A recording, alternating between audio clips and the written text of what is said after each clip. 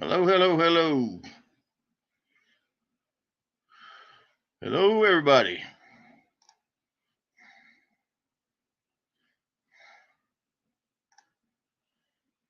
All right. That. Posting comments.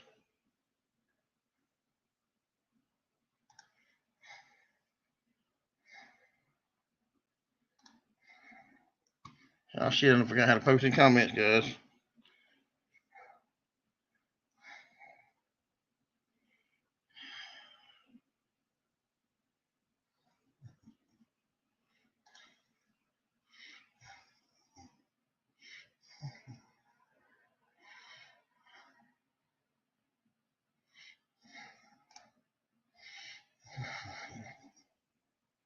Well, everything's dragging ass now, guys.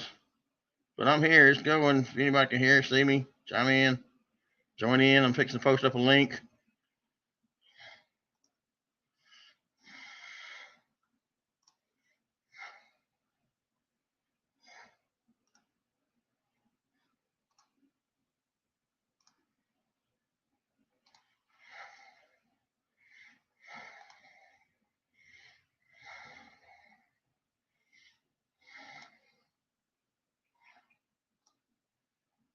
Get you in here, Corey, and then I'll go from there with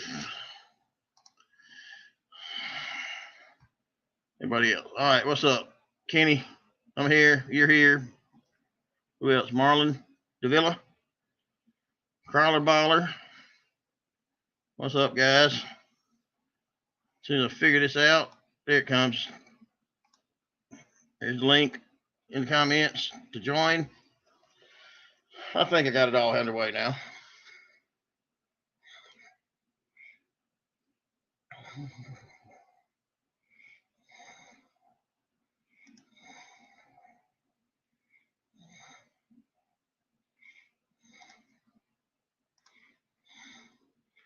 What's up, everybody?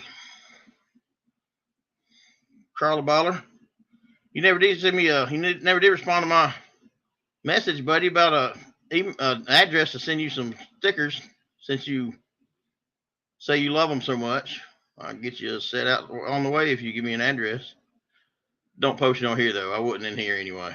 Send it to my DM, my messenger, or Instagram.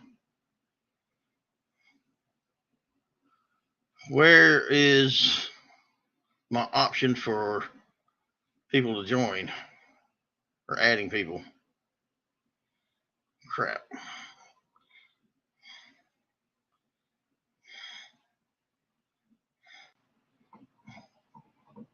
666 Satan Street. Oh man, I don't know if I want to see anything there. There's G Corey. I ain't doing either. Just hold on. You hear me? Yeah, I'm on here, Chris. I'm jumping off though. I sent them the link to jump Okay. on. I'm about to let me. Well, I guess they should be coming over in just a second. I gave them the link. Yeah, I posted it. I sent you and Alan Lee and just posted it in the comments here. Okay. So they should be coming over shortly. That's the StreamYard link. I hadn't posted a. Oh yeah, post the Facebook link as well. That way, not Facebook link. Post the YouTube. Let me see. Can I? Yeah, definitely post the YouTube link to. Yeah, the group or whatever. They should be coming over shortly. I just gotta get off. I got too much stuff I gotta do. I hear you, man. You having your next one is what, Thursday or?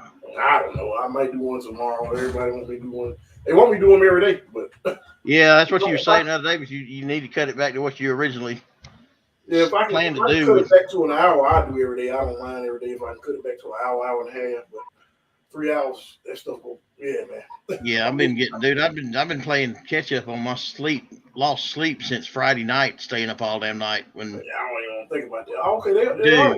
I cannot do that shit anymore nowadays. Yeah, so Ken is there, Marlon, Crawler Baller. What's up, Crawler Baller? Yeah, I got Kenny, Billy the Kid, Psycho 13 Garage, Marlon, David Davila, Billy the Kid, Carla Baller, Sinister Customs is here. So yeah, put the link over there. C-Dub Well, it's up there. 720. C-Dubs is there. The link is there, man. James, and that way somebody jump in with you, man. I gotta get off. I just got too much to do. Yeah, man, I appreciate it, Corey. I got the link posted in here too. So okay, in the chat, in the I think comments, the guys are coming over. They should be coming over in a few minutes. All right, I'm out of here. Appreciate it, buddy. We'll holler at you later. Take it easy, man. Have a good night. You too. Thanks. All right, y'all. Links in the comments there if any of y'all want to join on the screen here.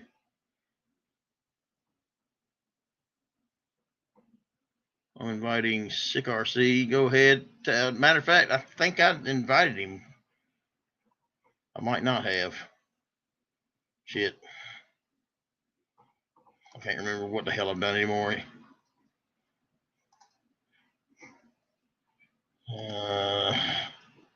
David. Send a link now.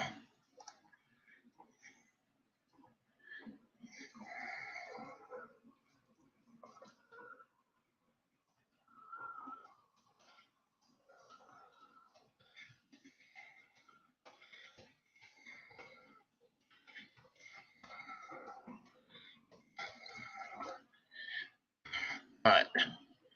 He's been invited as David Cooper, not as gncrc. Let's see. Catch back up with y'all now.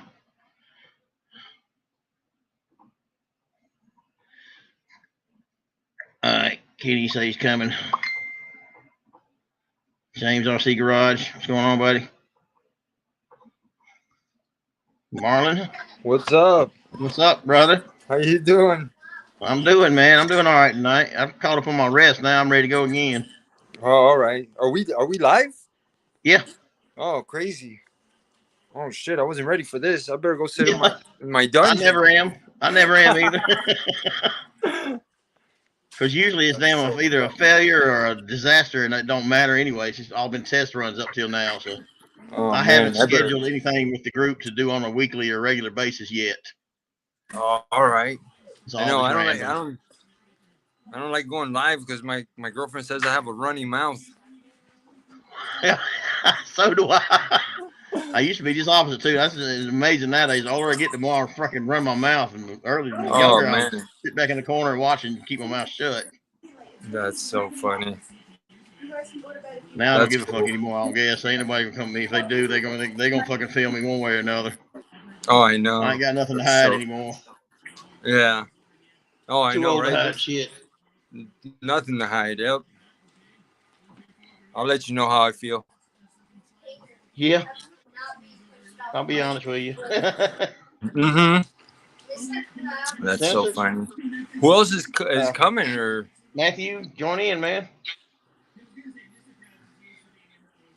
Laptop's the way I'm gonna have to keep doing this. I need to get me. I was telling Corey I need to damn get a webcam now because this webcam here I can't focus everywhere around the room to see what all I'm doing or whatever in front of me. It just looks at me, which isn't really a good image to look at the whole time. Let me see. I'm gonna turn this camera around because I don't even have my set. That's true. You on your phone? Yeah. You could just cut the camera off if you don't want to be broadcasting. Just use the voice, your mic. I don't care. No, I don't care. I was just trying to figure out how I can flip the camera so you guys can see like the rays and stuff. Go into your settings and choose camera, and it'll give you the option to flip it around to the back facing or front facing. I see. RC, there you are, Cooper. What's good, everybody? You doing all right this evening? Living the best I can. You doing about like us? I'm doing. I don't know what yet, but I'm doing. I'm glad to see you back active, man. What happened? I think we lost Marlon altogether. I can still hear you, but shit's frozen. Oh, me? Y'all still hear me? Yeah, I hear you. Okay. We lost Marlon. Huh. Yeah, it's definitely good to be active again. Actually, be able to interact with the community. Yeah, dude, that not being able to crap. Oh. It's easy to go stir crazy without any means of communicating. You back, Hmm. Marlon? There you go. You got it. Yeah, there we go. You still with me, David? Let me see. Me. David's frozen. Wonder if that's on his Oh end or yeah, he mine. froze. Oh, I know. Well, when you go into your settings, it like if you hit back, it takes you out. It's weird. I don't know if the coding is right. Yeah, he's froze. He can't. I don't even think he's got. He Dang, can I hear me. lost you too now. Oh no, you're just blacked out. Yeah, I just pulled David up solo Mm. to see if he was frozen or what the hell. I just lost him. He did the same thing you did. I guess hit back and got dropped out of it. Mm. See, this has all But been this. trial runs, man. That's what I'm talking about. It ain't perfected yet. We still don't fully know what the hell we're doing. I don't Oh, anyway. I know. Good to the It's kid. fun trying though. Sick Move was all here this stuff yet. out there. Yes, but he froze and then he just disappeared off the screen, Billy.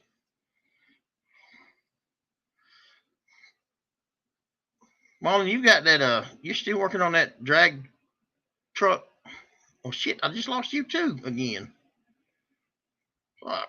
It's starting to make me think it's me.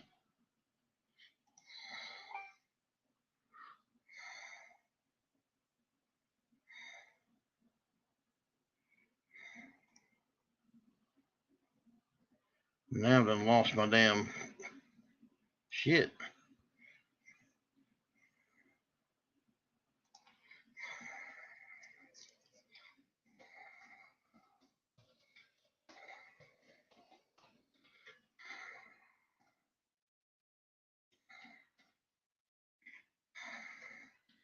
All right, I don't know if it's my end or their end, but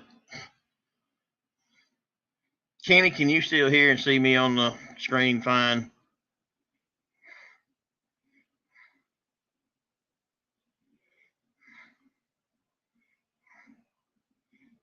Curl the ball, I'll hit you back. All right. Can y'all still hear me in the comments? Let me know.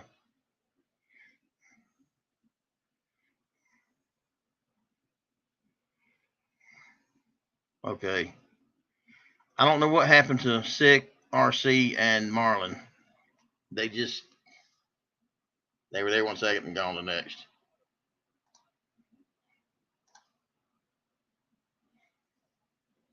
And it's not because I'm in solo mode. I just verified that. They're gone. Yep, they're gone. I don't even see them in comments. All right, Sinister. Or Matthew. Matthew, right? Wolf, Mr. Wolf. Let me get on my end. He's good, Zuwali. Thank you, thank you, thank you, thank you. I'll get back. All right, what's everybody want to chat about? Sorry, you're gonna have to look at my mug the whole time, or I can stop the camera and you won't see nothing. But I can't show y'all what I was attempting to fiddle with, so I haven't been fiddling with it.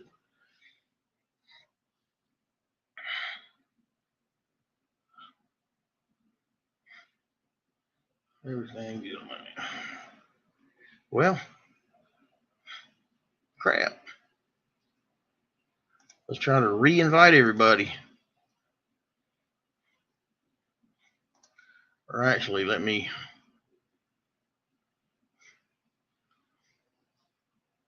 just push. Well, copy and paste the link to the damn website. All right, I can't do that from Streamlines to be giving them the same damn thing. I guess I need to go to YouTube and create a. Shit. I thought I had this a little bit more figured out than this, people.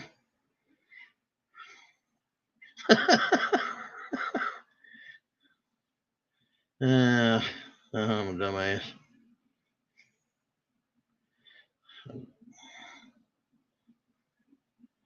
if y'all can, invite everybody that was in here before and whoever else y'all will care to join us. And I think if they get into the comment section, I can just get them to hit the link that I posted there and get them to join on the screen.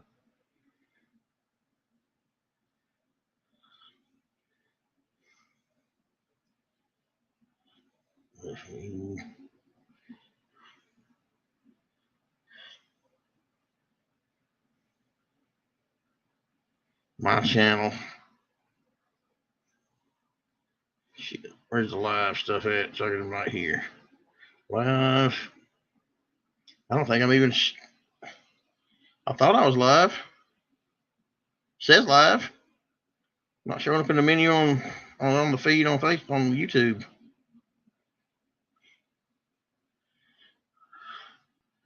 He says, Jay, do something. Like to see who, me, Sinister, and Jay do something together? Who are you talking to, Kenny?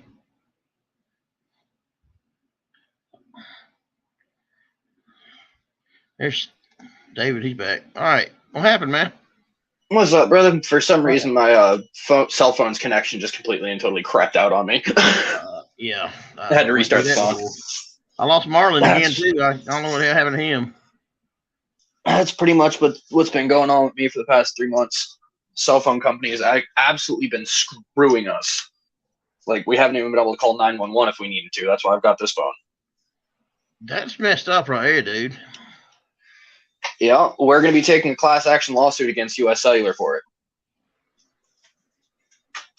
Against who? U.S. Cellular is the company that we're using. Cellular? Oh, dude, they. Where are you located at again now? What state are you in?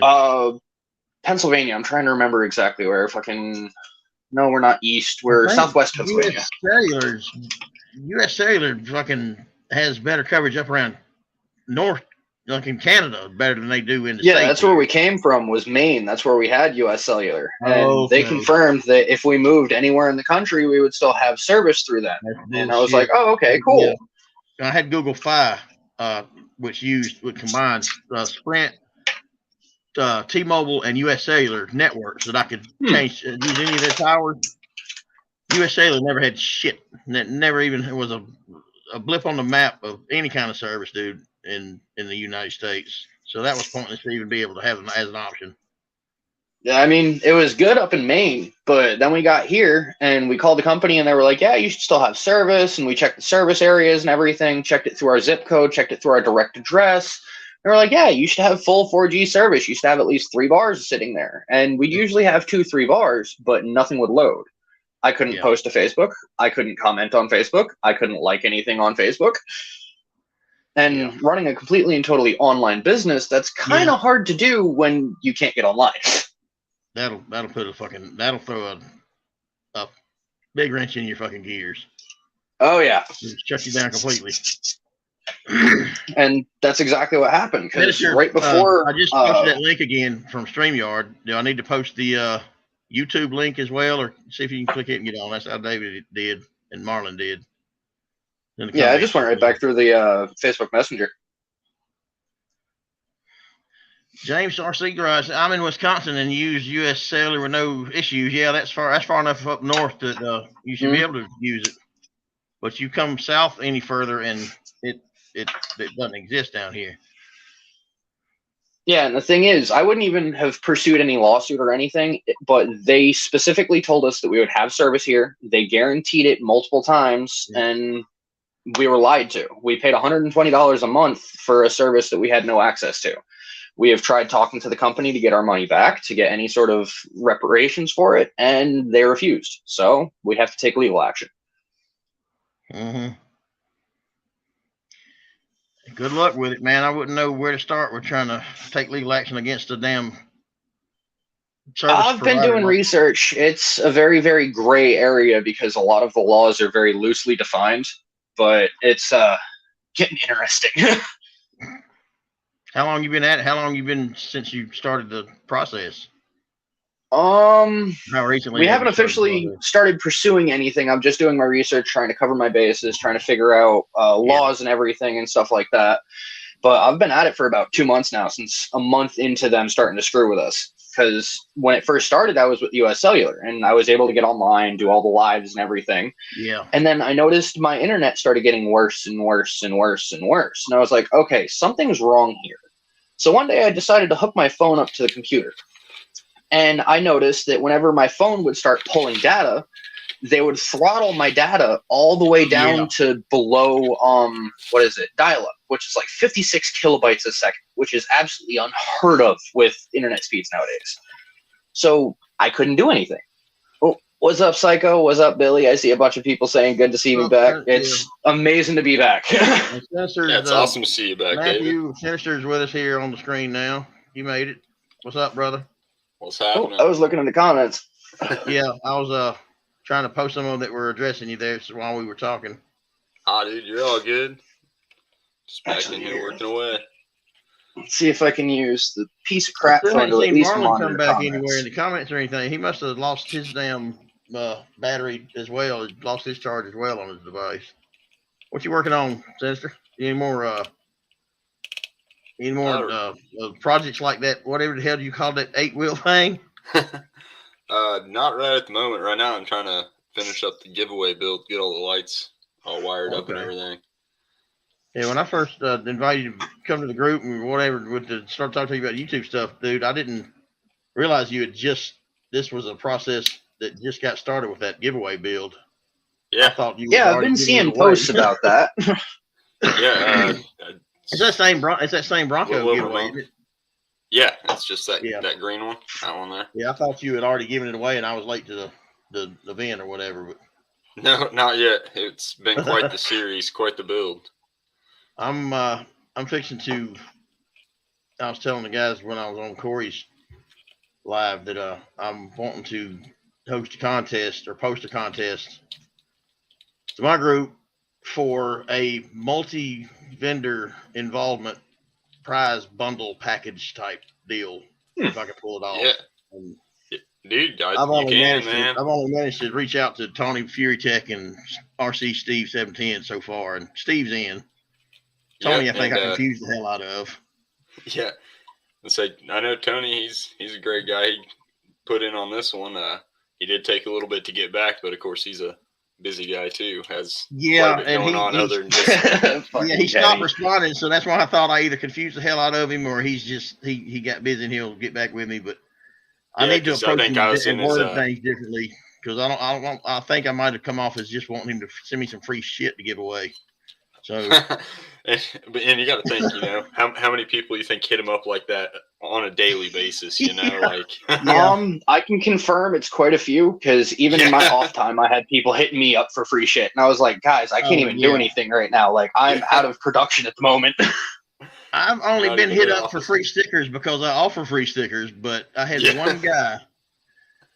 One particular person and he wasn't even a member of my group yet. I don't know how he got the notion that I would come through with giving him something out of the blue just by contacting me on Messenger saying, "Hey man, give me something, give me some shit, surprise me, make my day, man. I just have to catch me in a good mood." I'll send him off a fucking care package. Take off servo, upgraded 050 size motor, several other things that one of them being a servo that he needed. His rig was down because the servo just took a shit. So I sent him in my stock take off servo. But he was like, hell yeah, made his day. Give him some damn MIP freaking drivers, dude. Oh, hell yeah. Oh, right on, man. That's awesome of you. And I regretted that later because I needed that damn driver a month later. Had to buy another one, but I thought it was pretty funny. He just randomly contacted me. I've never had contact with him before in any way, and he just give me something, dude. Make my day. I'm having a bad time or something. I'm like, I'll send you something, man. What's your address? It's amazing how something so small can make somebody's day so much better. I mean, that's a big reason that I got into producing parts. That has ever just contacted me and reached out and asked that question of me. Like I said, out of the blue, just one time only, and it never happened again with anybody else. So I don't know where it comes from. But that's awesome of you for sending them a care package. I've also had other people that have tried multiple times to join the group and keep getting declined because they failed to meet the requirements. And when I reached out to them, said, dude, you got to answer the questions and agree to the rules before it'll let you in, and you will automatically be approved then if you do so. Yeah. Fuck your rules. Okay, motherfucker. Well, that goes to show how they're probably going to act in the group. Later. Yeah. Block, remove, block, whatever. Mm-hmm. Block future accounts and everything else. I've had 2 people I've had to do that to for shit like that when I was trying to be respectful and tell them how to get in. I remember before I fucking got kicked offline, there was a whole big thing that was going on with people being absolute assholes in MRCO, just over little teeny tiny things like the whole fucking no weed thing in the group. I can completely and totally understand that. I sparked that. And then people blew up over it. I brought that about by posting something that just, when I got triggered, somebody pushed my bipolar button by breaking the rule purposely, actually bending the rule to a point. It was I forget his name, but we were talking on a regular basis, chatting on a regular basis, and he posted a pic of some Delta 8 bud in a packet because I think he worked at a dispensary. Well, Ken Tracy, my other admin, removed the picture and politely, respectfully contacted him and said, this is why I removed it. It's against our rules and this, that, and the other. So he fucking went off on Ken for doing what Ken's supposed to do. And when I tried to contact him and keep him from leaving the group over it, and find out what was going on, I realized what was going on, and I fucking got pissed at him and said, "Man, what the fuck did you disrespect me by doing that shit for? I thought we were." I mean, it blatantly says it in the group rules. So exactly. And as you explained it to me, there's cops, there's judges, there's kids in the group. Like that really shouldn't be on there. That's why there's other groups that are like RC Cars and Stoners or MRC 420. It's where not you about can any post one that kind of stuff. particular of those reasons, but all of them combined, and including what if I've got recovering addicts that I do have on here that weed may trigger them to fall off the fucking wagon of whatever substance they were addicted to. Exactly. You don't know what's going on in other people's lives. You don't know what's going on in everybody's life, and you don't know whose children are watching. You don't know who's raising their children to be positive or negative, outlook on weed, and because it's going to be legal. I know it is eventually, but it's not here. It's not recreational legal here. Yeah, it's just by chance. I just happened to find out after that Delta 8 situation. I'd never heard of it before. I didn't know what the fuck Delta 8 was. I'm old school. I know weed for weed. And I know different strains of it, but I know weed. I didn't know nothing about Delta 8 THC, Delta 9 THC, Delta 10 THC. Oh my God, there's so much. Dude, well, that's like stuff I got. THCO. THCA. I'm like, what the fuck? There's all different kinds. But it's what they do to bend the rules a little bit to get around that. And for legal reasons, whoever has come up with these different names for the different compounds in THC have convinced the lawmakers that they can remove the ones that cause people to be psychoactive high or whatever, and just get dude, I'm sorry, Delta 8 gets me high. Yeah. It gets me leveled the fuck out. And Delta 8 will kick you in the teeth. I can verify that myself. Forget what I'm talking about while I'm talking about it. Not to the point where I'm fucking stumbling over my own words, drooling, and fucking just pass the fuck out on the couch, can't move. All that's gone. But it gets me stoned. And I like it. I stopped buying illegal carts to start buying legal Delta 8 carts to handle my pain and anxiety and stress and shit. There you go. So yeah, Kenny, I'm the same way. Generally, I gauge the crowd if I can talk about it or not. I'm not going to go back and find this dude and apologize to him. I know what you're talking about now. I know it's legal now. Yes, it's federally legal everywhere. It's legal in Georgia, but still, micro RC obsessions is about micro RC. It ain't about weed. It ain't about drugs of any sorts. It's not about anything else. So don't post anything on my fucking feed that I don't care to see in an RC group. That's what it's based on. And if people can't understand that, then fuck you, get the fuck on. I don't want you there. I'm sorry, but I'll be the nicest guy I can be to anybody, but you cross me and fuck it. I can be a dick too. That's how it should be too. I didn't kick. I mean, you blatantly say, "This is what's up. This is how I want this stuff to be run." Somebody breaks that rule, there's going to be some sort of what's the word I'm looking for? Repercussions. Yes, thank you. That's actually the exact word that was on my tongue. That's like me going into. Well, I actually did it on purpose. I tried to join a group that was a 1-1 Jeep trail riding thing or rock crawler group that Benjamin Carpenter was telling me about that kicked him out and was pissed off at him because he was making all these damn comments basing it on RC shit and posting pictures of his RC Jeep body and shit on their damn website. They got offended by it, thought he was being a smart ass. So I was gonna try to join and touch base with him and let him know, dude, he was unaware it's a 1-1 Jeep club, and explain and see if I could tide things over and help him out there. But that's like me going on there and doing what he did, posting fucking RC smart ass RC shit to a fucking 1-1 scale group and try having expecting them to fucking just deal with it. Yeah, having a Jeep Grand Cherokee and posting on a Wrangler site. Oh, sweet Jesus! Or better yet, posting a fucking posting a Ford or Chevy pickup truck in a Jeep group, a Jeepers group. Or calling them a truck. I used to be a Jeeper. I used to have Wranglers and Rubicons and all. I used to do all that hill climbing and trail riding and shit. It's something that was one of my hobbies I enjoyed doing. But there's a tight. It's a lot of fun. It's just like motorcycles. That definitely is. We stick together. The Ford and Chevy guys just fucking butt heads. That's all right though. I don't give a fuck what y'all think about me. I'm a Ford man. When it tears GM up. guy. I'm whatever runs and gets me to the store. Yeah. I got a Dodge right now, but that's on its way out the door. It all kind of depends on year, make, all that kind of stuff too, on whether Ford, GM, Dodge. I mean, because each company's got their years of good and bad. Yeah. I think with me, since how I've been working on cars for most of my life, I've figured out that they're all just garbage. Yeah, and getting worse by the year. Yeah, they are. New stuff they're shoving into them nowadays, it's getting ridiculous. Well, look, they don't last more than fucking 5 years. A year past warranty running out before they start having major fucking breakdowns and problems. Yep. Yet you take a fucking 69 or 70 Ford F100 fucking column shift with fucking 400, 500,000 miles on it, and it still cranks up, fucking drives regularly, and you can pop the hood and fucking do maintenance and work on it. Yeah, it's wonderful. I don't have to have a fucking electrical engineering degree to be able to tune a carburetor.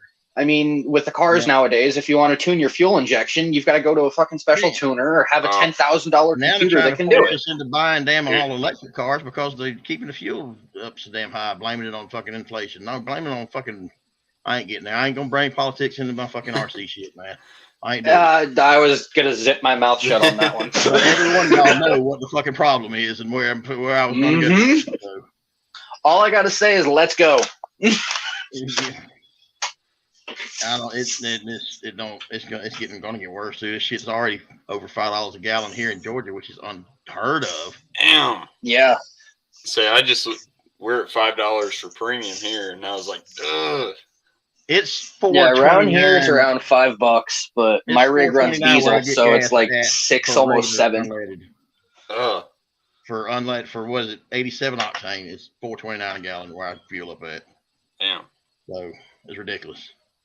Yeah, I think the cheapest that we got around here for diesel is like fucking $6. Into buying another Harley or motorcycle and trying to learn to ride again. And what's funny about it, I won't even get stopped there. I'll even go as far as to say I'd consider buying a Honda Grom. And my 300-pound ass around on that son of a bitch. Dude, I got a 78. It'll get you going. I got a 78 Honda CT90. miles to the gallon. Got me a little 78 Honda CT90. So that'll work. Hell yeah, that gets about 90 miles to the gallon too, don't it? Oh yeah, it gets quite a bit. I know my RC51 got 52 miles to the gallon when I'd lay off the throttle a little bit. I gotta keep in it to go anywhere. The thing only does 40 mile an hour. Yeah, I think the Groms only do like 55 or 60 or 65 maybe. Yeah, if that. Yeah. I've been thinking about putting fucking blinkers and stuff on my 4-wheeler. Screw that. Yeah.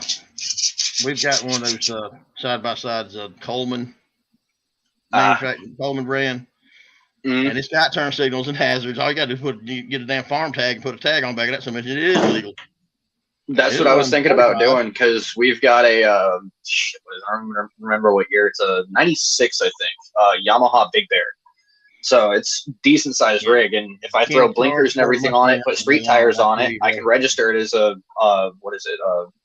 Side by side, I think is the technical classification for the registration on them around here. I think they're even though it's not even a side by side. Yeah, UTV. That's what I was shooting for.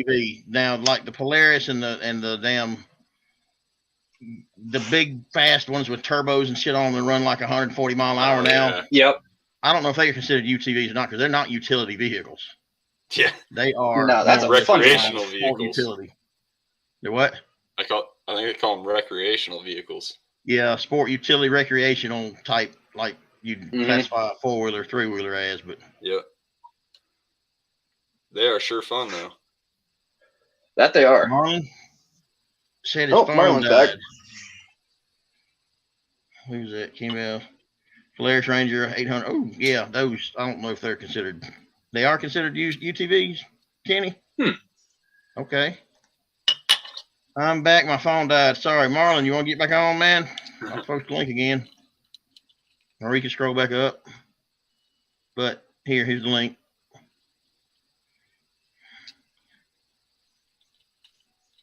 Yeah, my phone won't stay. Actually, speaking of, I should probably plug my phone in. My charger cable won't keep up. I need a new charger cable. I had to go rob the one out of my truck to get one that would plug into my phone and keep it charged while I was on live or on screen. Damn. So I broke the laptop back out, updated the damn security on it, and been for 3 or 4 days now trying to get reaccustomed or readjusted back to Microsoft and Windows and good luck. That's all I can do is live on my laptop. It's coming back pretty quick. I used to be kind of tech savvy at it, but not coding and shit like that. But as far as borderline hacking ability. Yeah.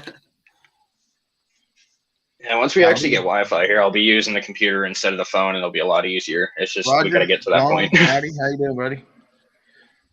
Hey, what's up, Roger? I've done everything with my phone for the past freaking 10 years, I think. It don't have a disk drive, yeah, but it's Wi-Fi and Bluetooth, and you can download and store shit in the cloud that you don't need wires and cables and CDs and discs and whatever anymore.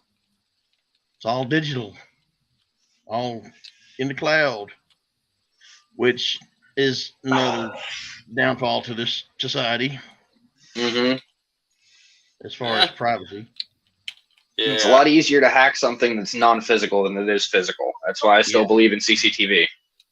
Yeah, that's we don't have security here at the house, cameras and all, besides phones that I've got on the Alfred app.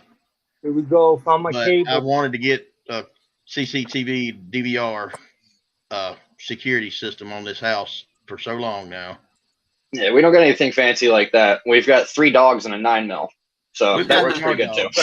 Yeah, yard dog is a fucking arsenal in the house. So I got a pit bull and a pistol. I got a basset hound that'll welcome your ass in the house, and especially if you got snacks or RC car to chase. Fucking 17 years old right there. He's 17. I know. The baby. What's his name? He thinks he's still a puppy. What's his name? Duke, like from G.I. Joe. That was our first full-blooded black lab's name.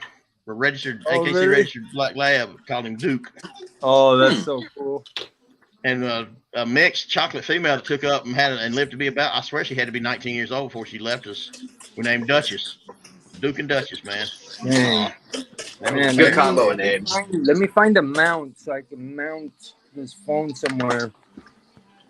Hey, where's that mount? Is it in the room? I have 400 megabytes a second internet. Good God, I wouldn't know what to think. Damn, Kenny, I would kill for that. Let me see. Just so y'all don't think I'm bullshitting, let me pull up a speed test and do my Wi-Fi. Hold on. It's got better service than my mobile data up here. And it's the fastest we've ever had out here. Yeah, we're looking at internet companies at the moment. Hopefully, once things really take off, we'll be able to get some. It's just we live out in such a what do you call it, rural area or urban rural area out in the county, that the service is like Cox Cable that has fiber wire everywhere. Oh Jesus, I hate that name. I used to work for them. Oh no, they are not available here, and their freaking headquarters is like 9 miles from my house. I still remember my friggin' intro script. Hello, my name is David. Welcome, or thank you for calling Cox Cable. How can I help you? Yeah, I've never had any good luck with dealing with them either in the past. But we've got DirecTV or Dish Network here, and Windstream. Yeah, we've got crap. Who is it around here? Some local company, DirecTV, and a couple others. Oh, holy crap!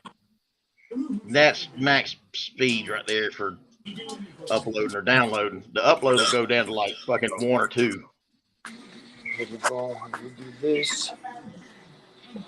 That was downloading. Uploading is 14 versus the download. That's not terrible. No, that's the best we've ever had. It was 1 for your 1 to 5 megabits per second download, and less than 1% or whatever upload for the longest time, dude. We had nothing for fucking service out here as far as Wi-Fi or internet. And Verizon, I could have just did this. I need to get used to doing this shit when somebody's trying to show something. Anyway, there's the speeds, the upload, download, up top. Download 25.2, upload 14.6, and that's good. That's the best we got this time of evening. For the time of evening, no heavy throttle, no heavy traffic or throttling or anything like that.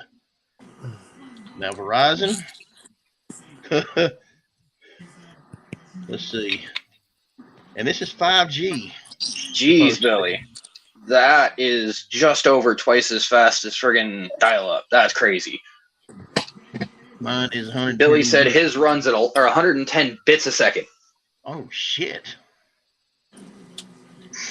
Where are you at? That's Billy? what mine was running at.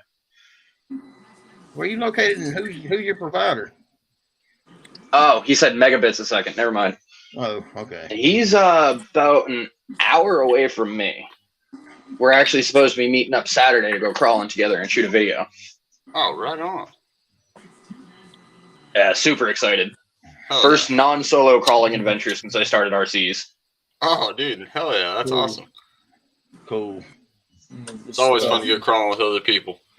Yeah. Oh, that's the best. I have just recently met, after searching for the 3 years plus that I've been in the Facebook groups on RC shit, found a guy close enough to me. He lives 34 miles away, but it takes an hour to get there in Thomaston, and works in Macon. He works like, 15 minutes from where I live at, but he's the manager of a Verizon store, and he's always fucking there or too tired to fucking come this way before he goes and crawl before he goes home. But he's an hour away, and we started here recently, met and had a few meets, and his name's Gus. He's got a YouTube channel called Let's Try It RC. I've actually seen him. Yeah. I need to invite him. He's laid back and chill, probably 10 or 15 years younger than me, but he's cool. He's been in it since 2020 and got an accumulated amount of fucking RC parts and shit that he needs to have a rummage sale to get rid of some of it. I told him, man, I need to come over and fucking look through your shit and see if there's something we can trade out, and then we need to put it all out in the yard for a rummage sale, broadcast all over the internet for people to come get this shit. If you accumulated all this in 2 years, I'd hate to see what 10 years look like. Yeah. He'll end up looking like fucking Rockwolf over there with an entire design shop. Yeah. I know. There's people that... Damn. Okay, this is Verizon now. That's where I was doing, getting a speed test for... If it'll even fucking detect the damn... If it'll even... Oh, you know we're going to send it, Kenny. No worries about that. Yes, Jackknife might not get sent too hard, but my MN mod's going to have some fun. 6-speed transmission hooked up to a 370 motor on a axial ESC. Yeah, it's going to be fun. What? What are you doing? Transmission on what? I have... Oh, my camera's not pulled up, so I can't really show you. But I have MN99S. Here. So I have MN99S, as everybody's seen, fairly typical vehicle. Yeah. But the trick with it is I've got all WPL up underneath of it. They're 2-speed transmission, full metal everything. So it's got the 2-speed on it, and then I have it hooked up to a Axial SCX24 ESC. So I have my high, medium, and low range for the speed. So combine the 2-speed trans with I misunderstood you. I've heard 6-speed transmission on axial. Yeah, if you have your high, medium, and low range, count those as gears. You then have a 2-speed transmission. So it's first high and low, second high and low, third high and, or well, technically high first and second, medium first and second, and low first and second. But still, if you kind of do it right, it's just like a 6-speed transmission. And I hooked it up, and this friggin' truck flies. I mean, it's nothing like an X-Max or anything like that, but for just having a 370 and an axial ESC in it, it moves. Yeah, I've been surprised with just hooking up the... This is my mobile data from Verizon. We can't see you. I'm the only one that's on screen right now. Oh, are you? Shit, my bad. I told you. I showed Billy last time he was up here, and it pretty much blew his mind. Oh, yeah. Who's that?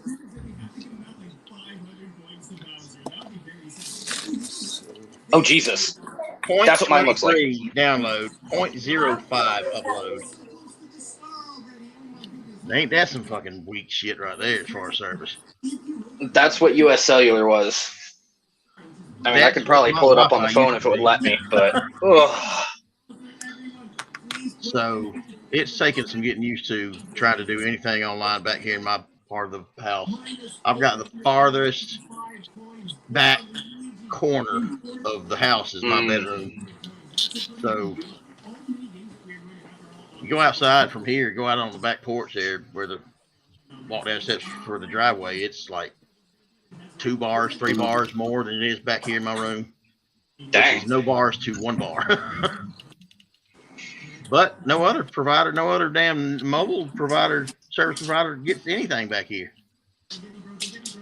So that's good. Oh, apparently Kenny says that the 3-position cuts power too much for the cutoff to pick up and can cause battery issues. I did not know that. Any of these RCs, like the new Spectrum, the shit in the Arma stuff, and even the low-C, the Smart Spectrum shit that's got the high, low, and high, medium, and low speed on the controller does that. It cuts power to the ESC. And yeah, I've heard it causing those. I've heard about that from the get-go, but I don't use it, so I've never had any issue with it. I use it on my nephew's Arma Granite 4x4 BLX when I run it for Cletus, because mine was fucking tore up every time I run it on 100%. I put it on 75 just to keep from fucking tearing it up and burning that and twisting axles out of it like the damn does on 100% with 3S. Yeah. So I'll never buy another Armor because of that damn rig. So I went out and bought me a low-C Tenacity. Well, actually, I bought Cletus a low-C Tenacity. Oh, you can never go wrong with low-C. And it's got Spectrum smart electronics in it too. And I was unhappy about that, but it's okay. I just don't use a high, low, medium, and low, and I put a different brushless motor in it on that Spectrum ESC, and it does fine. It's fun. It's just the funnest basher I've got. It's the funnest rig to drive. And now that I know that bit of information, I'll have to figure out how to make it like a true 6-speed instead of using the high, medium, low. I don't want to blow batteries and shit up. But yeah, that'd be my best guess, Billy, is to run it on high just so it doesn't cut cut power to the ESC and everything and screw with your battery.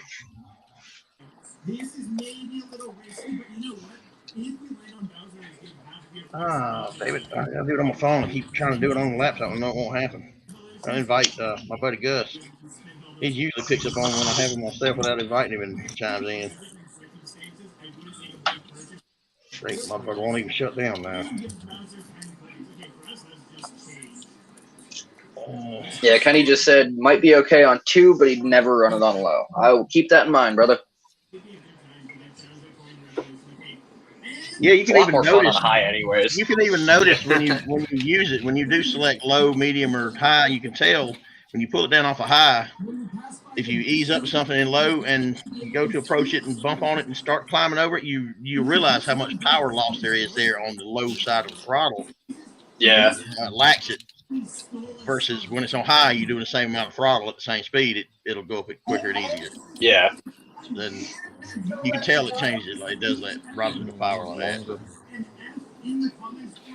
I never really thought of how exactly it did that. I thought it probably just sent a signal to the motor to slow it down. I didn't think it actually pulled power out of it. So now that I know I'm not going to be doing that as much. The controller for the low speed tenacity is actually pretty cool. It's a DX3 channel, and it's got telemetry on the damn controller for battery power on the rig. He lets you know when it's got an alarm, a low voltage alarm when it does right before it dies. It lets you know, get it on back here before you had to make a long walk to pick it up dead. Which I think nice. That's cool. Yeah, my Fury Tech's got that, but yeah, that'd be a fucking useful feature for the stock ESCs. Yeah. You could, I mean, you could kind of tell. You could kind of tell when the RC starts dying, though. Yeah, Like, it slows down. Doesn't want to you go know as what much. I mean? If you're used to, if you're used to smashing. Usually that ain't the case. Usually lipo is wide ass open until it just quits, until it reaches. It's not. Yeah, so nowadays I've noticed that my 14B, my associated 14B is where I noticed it at. It starts actually give me a little bit of a sign of this might be getting a little weak. So I've never had to go across the yard and pick one thing up. Yeah, which controller is that? The V2. So if you have the V2 ESC, it's got a little green or red LED that tells you if your battery's good or not. Yeah. The V1s don't have it though, unfortunately. I don't know how accurate it is. I hadn't tested it yet, but that Spectrum telemetry, radio telemetry, is pretty close to my cutoff. It's within 0.1% or something like that. Yeah, damn, you guys, that's pretty good. Yeah, I mean, do any of you guys run anyway? Do any of you guys run your shocks like with that force droop? Yeah. Oh yeah.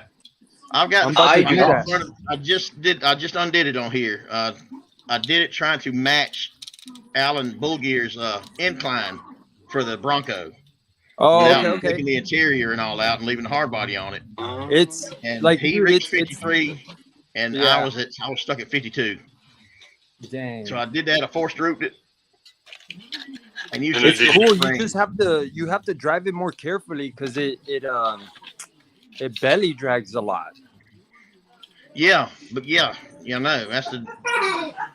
that's one of the cons to droop is clearance versus sprung having clearance but instability. So you got to have one or the other. You can't have them both. Yep. I know. That's what I'm trying. What do you mean you can't have them both? Well, you can have a certain amount of both of them. Well, no, you can have them both, but then you're driving. You gotta change your driving skills. You know what I mean? You can't drive right now. No droop. Full droop. Oh, you bastard! Oh you got a servo on there. That's something else. That's badass. And then on the front, it's actually I've got the internal springed. I believe the HRs, and I ran the spring on the other side, so it actually pulls it back up. You force stripped it with that. Actually, partially answers Billy's question that he just asked. He said, "How is that shock sucking itself up in there?" Essentially, what you do is an internally sprung shock. You put the spring underneath the piston inside of the cylinder, so instead of springing outwards, it sucks itself back in. Yeah. And you want me to open one? I got one right here. Well, I've got the stock shocks that I've forced droop still done. I've been meaning to take apart and take the spring out of. I can do it. You can do that in case shock. Show him the difference on same thing. Yeah. So normally the regular shocks have external springs versus internal. Your spring would go there, and then it would go inside. Yeah. So that way it pushes it out. Well, instead you take this off. So you just unscrew that piece. And you'd put your spring inside here instead, to where it that's actually crazy. And the difference will push it the other way. External spring shocks, like regular stock shocks, is you've got to do what everybody's called a pin spring mod. Yeah, Like and the so spring out of an ink pen that's small enough to fit on the shaft of the stock shock, which with SCX24s is a Zippo Clint spring. So what I've got here, it's too damn stiff of a spring to do what I did with it, because it's is a mini Z spring. It's no fucking pulling out. It will not grip. It will not drop. It's too tight for the weight of the vehicle. Where's that go? In the shaft, on the shaft of the shock? Oh, I'm sorry. No, you take it apart and you put this spring internally in the housing of the regular stock shocks up under the piston, so to where when it supposedly springs out, it will be pulled in instead. The spring will be pushing the piston up towards the top of the cap, or the cap of the shock. Yeah, Roger, that actually could kind of act as anti-sway for your 6x6. Yeah. And I think my problem with what I did with the stock ones is I put too long of a piece of that spring in there, because I had to cut it to the size of, and I didn't. Once I cut it, that was it. I didn't go back and try to change the length or anything of it. So I took them out, put the hot racing oil shocks off my Jeep onto the Bronco, got rid of the force droop on the front. See my new sticker edition? Yeah, I'm rocking Mofo's telescopics all the way around mine, and I absolutely love it. Nice. My C10 has got, what are you showing me? Can I show you my new sticker edition? Hold on. Oh yeah, you get them? Let me see. Oh, dope. Oh yeah, I see it now. It's hard to get it in the light. That's cool. Yeah, it's got a glare on it. Oh, there it is. Yeah. And Bucky's got it on the windshield. There you go. Represent, man. Appreciate it. Oh yeah, thank you. Not just the group now. You're representing the channel and the Instagram too with that. Hell yeah. Yeah, I think I actually got a couple of MRCO stickers on here too. Or do I? I've got some I need to finish addressing and mail out. I was going to do it today, but like I was telling Kenny earlier in the other chat, I've got yours packaged up, addressed, sealed, and ready to go. The bottom dropped out before I got it to the mailbox. And when I woke back up, it was already ran. That's what I need, that one. So I currently don't have any on the body panels of this iteration of the jackknife, but I know I've got some on the other ones. Because I've got fucking 6 or 7 different body panel options that I've been screwing around with. And this is... Oh, pull David up. Sinister, what stickers did I send? How many of what stickers did I send you of each? How many of the small ones that you got on the 8-wheel build, and how many of the banner You side? sent me two of these. So 10 of those? Yeah, you sent me 2 of those. You sent me 2 of the big ones. And then a white set, a green set, a blue set, and a red set of just the ones like that. Yeah. All right. That's. I guess I think I shorted you one of the bigger ones. No, you gave me 3 out in the back. Yeah, there were. There was 2 sheets, so there's a total of 4 big ones. Oh, I sent you 4 of them. Okay, that's cool. Then. Yeah, no, yeah, I've got the big ones up and the other ones up in the shop already. Here. Do you need any more of the banner or the smaller ones? Do you rig? I think I'm good for right now, but okay. Once I get some more red, 2, 3 colors. I've got blue, white, and red banner stickers left. Red I've got most of, and I've got plenty of little small and big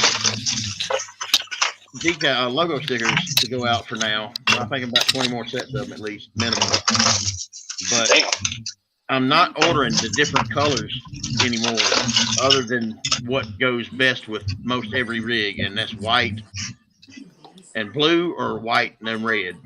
So what's y'all's opinion, or what would y'all rather? I think that's perfect. Yeah. Any particular of those colors that I have been offering would be y'all's favorite? Would be white or red or blue? I'm only going to do one color available. I'm not going to start giving out tons of different colors for the same sticker. So I think white shows up good on everything. Yeah, I would do white and black. White and black. Yeah. Yeah, that goes on everything. Pretty much. White and black background or white stickers and black stickers? Because these white ones I've got have got a black base, a black background. I would say, the white background. Yeah, the ones you got I like because they work like if you have a black car, it'll show the white good and you can't really see the backing. But if you have a black one, it'll have the outline, or a white one, it'll show the outline of the black. Oh man, I'm gonna need a spacer on this. The blue that I was giving out doesn't really go with every shade of blue that I've seen it on. That blue right there. Yeah. It's a good looking color, but it doesn't really go with, say, that blue. Like it would with another blue. Like this blue. It goes fairly well on red, but the white stands out better on everything. Yeah, ironically, the blue Micro RC Obsession stickers that you printed out almost identically matches the blue filament that I'm using for the jackknife chassis. So I tossed it on there and was like, oh, that looks so good.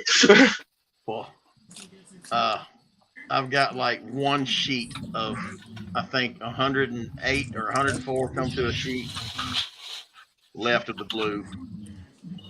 3 or 4 sheets left of the red. 1 sheet left of the white. No green. I do have some limited colors that I've held on to. I've got some orange and I've got some pink ones left that I've got stashed away, but only. I think I have some of those in my envelope of stickers somewhere. Well, when you first sent them to me like a year ago. Those were meant to be limited time, limited availability, and I re-upped on them anyway, but I stopped it. And now they are limited. I'm going to keep the 3-inch garage size scale size available, but I'm not going to be buying as many of them or keeping as many on hand. And the little tiny fucking scale ones, dude, those are the price I'm getting for those for the amount for $2,000 at a time. I think I could keep plenty of those to give out abundance amounts of. Oh, hell yeah. There you go. But they're nice quality too. Spaz Prince, man, Alan Bull GRC and him and his daughter's business. Yeah, okay. They're my guys. Yeah, no, I've got people. Yeah. And so I think he does like mofos and CCXRCs. I don't know if he does mofos, but he does CCRCs. He's RC Steve 710 just started made a big order with him. And then Maz. He does Maz. I know he does their banners. Banners. He did a banner. You're gonna be getting an order from me soon as well, because I'm getting all kinds of requests for 6 stickers. Yeah. There we go. The whole time I've had this group, dude. I know I gotta get stickers for all these stickers and shit that I give out. I don't expect them to be people to pay for them, but it got to where I had to depend on donations to be able to keep the shit going because I couldn't afford it. Oh yeah, for sure. That's why I'm backing back off the amount of stickers I've been buying at one time. I keep it on hand, so I'm going back to one color. So I'm keeping the logo ones, and I'm keeping the white and black background for sure. Maybe one other of the other colors. I wonder if you could start up like a like for your Facebook group. I wonder if they could do like a Facebook shop that you don't really have anything for sale in there, just a place to do donations, and then for people to say that they want stickers. So like if somebody wanted to pack a sticker, they want a fucking percentage of it. They want to charge you a fee for accepting the donations. I think it's like 14%. That's ridiculous. Accepting payment via goods and services versus friends and family. They won't charge me anything if you send me a donation, friends and family. You just help me out. But if you send it for goods and services because you're getting some stickers or a T-shirt out the deal, I get hit with a fee, dude. Lose money on my fucking T-shirts and shit. Yeah. And it's not that I want to try to be able to get over on somebody and not be responsible for. But at the same time, because I think PayPal has payment has a buyer protection even if you don't use the goods and services option. Oh yeah. I don't know, but I use PayPal for everything I can. I mean, I got PayPal credit available too for when I can't really afford some shit that month. I can credit on PayPal and pay it off the next month or whatever. But that's why I like using PayPal, the protection you get from it. Yeah, PayPal covers your ass. And eBay actually does it without me having to get PayPal involved. They own PayPal anyway, I think, don't they? Oh no, eBay I don't know. gets done eBay with guaranteed PayPal. buyer protection shit they got that they offer. Guaranteed buyer, how they word it, it's a buyer protection. If you buy something and it's the receipt you receive it is not exactly what you were described and you are unhappy with it, eBay will get you take care of one way or the other, either refund or sellers usually, depending on what it is, they send you a fucking what you ordered and let you keep the shit you got anyway. That's pretty awesome. But like people get on them scammers, dude. If they got a seller rating that's doesn't exist or below 95 or 96% approval, and they've only got like 5 fucking items they've sold, Red flag. But if you do purchase something from them and you got eBay buyer protection or guaranteed buyer protection or whatever, and you get fucking scammed out of something, eBay gets your money back. So and I've had it happen before on a Wi-Fi range extender thing I bought. It after I made the purchase, I realized it was 0 fucking feedback period, and they had like 10 items they had sold on that listing or whatever. I'm like, oh god. But I got my money back. Oh yeah. But I've dealt with eBay since I was in Nitro shit back in 2009, 2014, and never to this day have lost any money buying with any purchases I've made on them. Oh yeah. I just don't like buying stuff online in general. Either, but Amazon's got their own payment methods they accept, and they don't accept PayPal. So, and I don't qualify for their credit line on their means of PayPal. Nor do I qualify for A-Main's Affirm, I think it's called, for Easy Pay. Affirm, they're ripoff. But they monopolize the freaking market, so that stuff's all above my pay grade. There's one other one I've noticed that a lot of hobby shops will use, or somebody uses. Etsy uses it, I think. Is it Affirm? Or is it another one? Another one that I see is what later or something like that, but that just breaks it up. Yeah, Tower Hobbies and even Horizon now that they own Tower and every other freaking hobby warehouse or supplier uses what they call just Easy Pay. It ain't Affirm or anything like that. It's just Easy Pay. You make it split your payments up into 3. Split your total up into like 2 to 3 different payments. And I've used it for every RC I've ever bought from Tower Hobby, dude. And I buy all my RCs from Tower Hobby except for the one granite that got bought locally out here to me. And I always split my payments up. Even if I had the money to buy it up front, I'd use Easy Pay and just make 3 payments on it. Just fill it to it. I'd get the vehicle. I've got every one of my A6 24s here and modified them and cut them the fuck up and voided the warranty before I ever made final payment. Just because I can. I'm triggered. It's one of my damn bipolar symptoms. I'm sorry. I do a lot of shopping. The money I don't have. Have a good one, James RCs. Maybe we'll catch you back. Maybe we won't. James RC leaving? James RC Yeah, garage? he's taking off. See you, James. He said, got a jet, might be back. If not, y'all have a good night. Cheers from Wisconsin. Thanks for joining it, and talk to you later. Have a good How can you get 2 payments with Verizon? Kenny, they offer the same Easy Pay option that Tower Hobbies has all this time. And I've just always had good, I guess, credit with them because I've never messed any of mine up, and I bought a lot of RCs from them. But it works just the same with both, either if I buy it from the Tower website or Horizon website. You choose the option at checkout, and you can't use any different credit cards for every payment. You got to use the same credit card for all the payments coming out. There wasn't a credit check or nothing as far as I remember when I first joined up for it. And That sounds like a main. I tried to get set up with a firm, and no, my credits didn't qualify me for their firm deal. So. Mofo, luckily enough, he takes PayPal, and anything that accepts PayPal credit as payment. Good to know. There's a lot of places, a lot of online stores that are starting to accept PayPal now that didn't used to before. Yeah, PayPal will become its own credit company soon. What's that? What is that there? Jennifer, what body is that? Is that the C10? That blue one. Almost looks like a model body. Yeah. That's a long bed, isn't it? Is that the JC Concept C10 or K10? That thing's nice. It's the JC Concepts. That's a J Concepts body? Oh, little drifter. That's why it sounds like it's got all kinds of nut.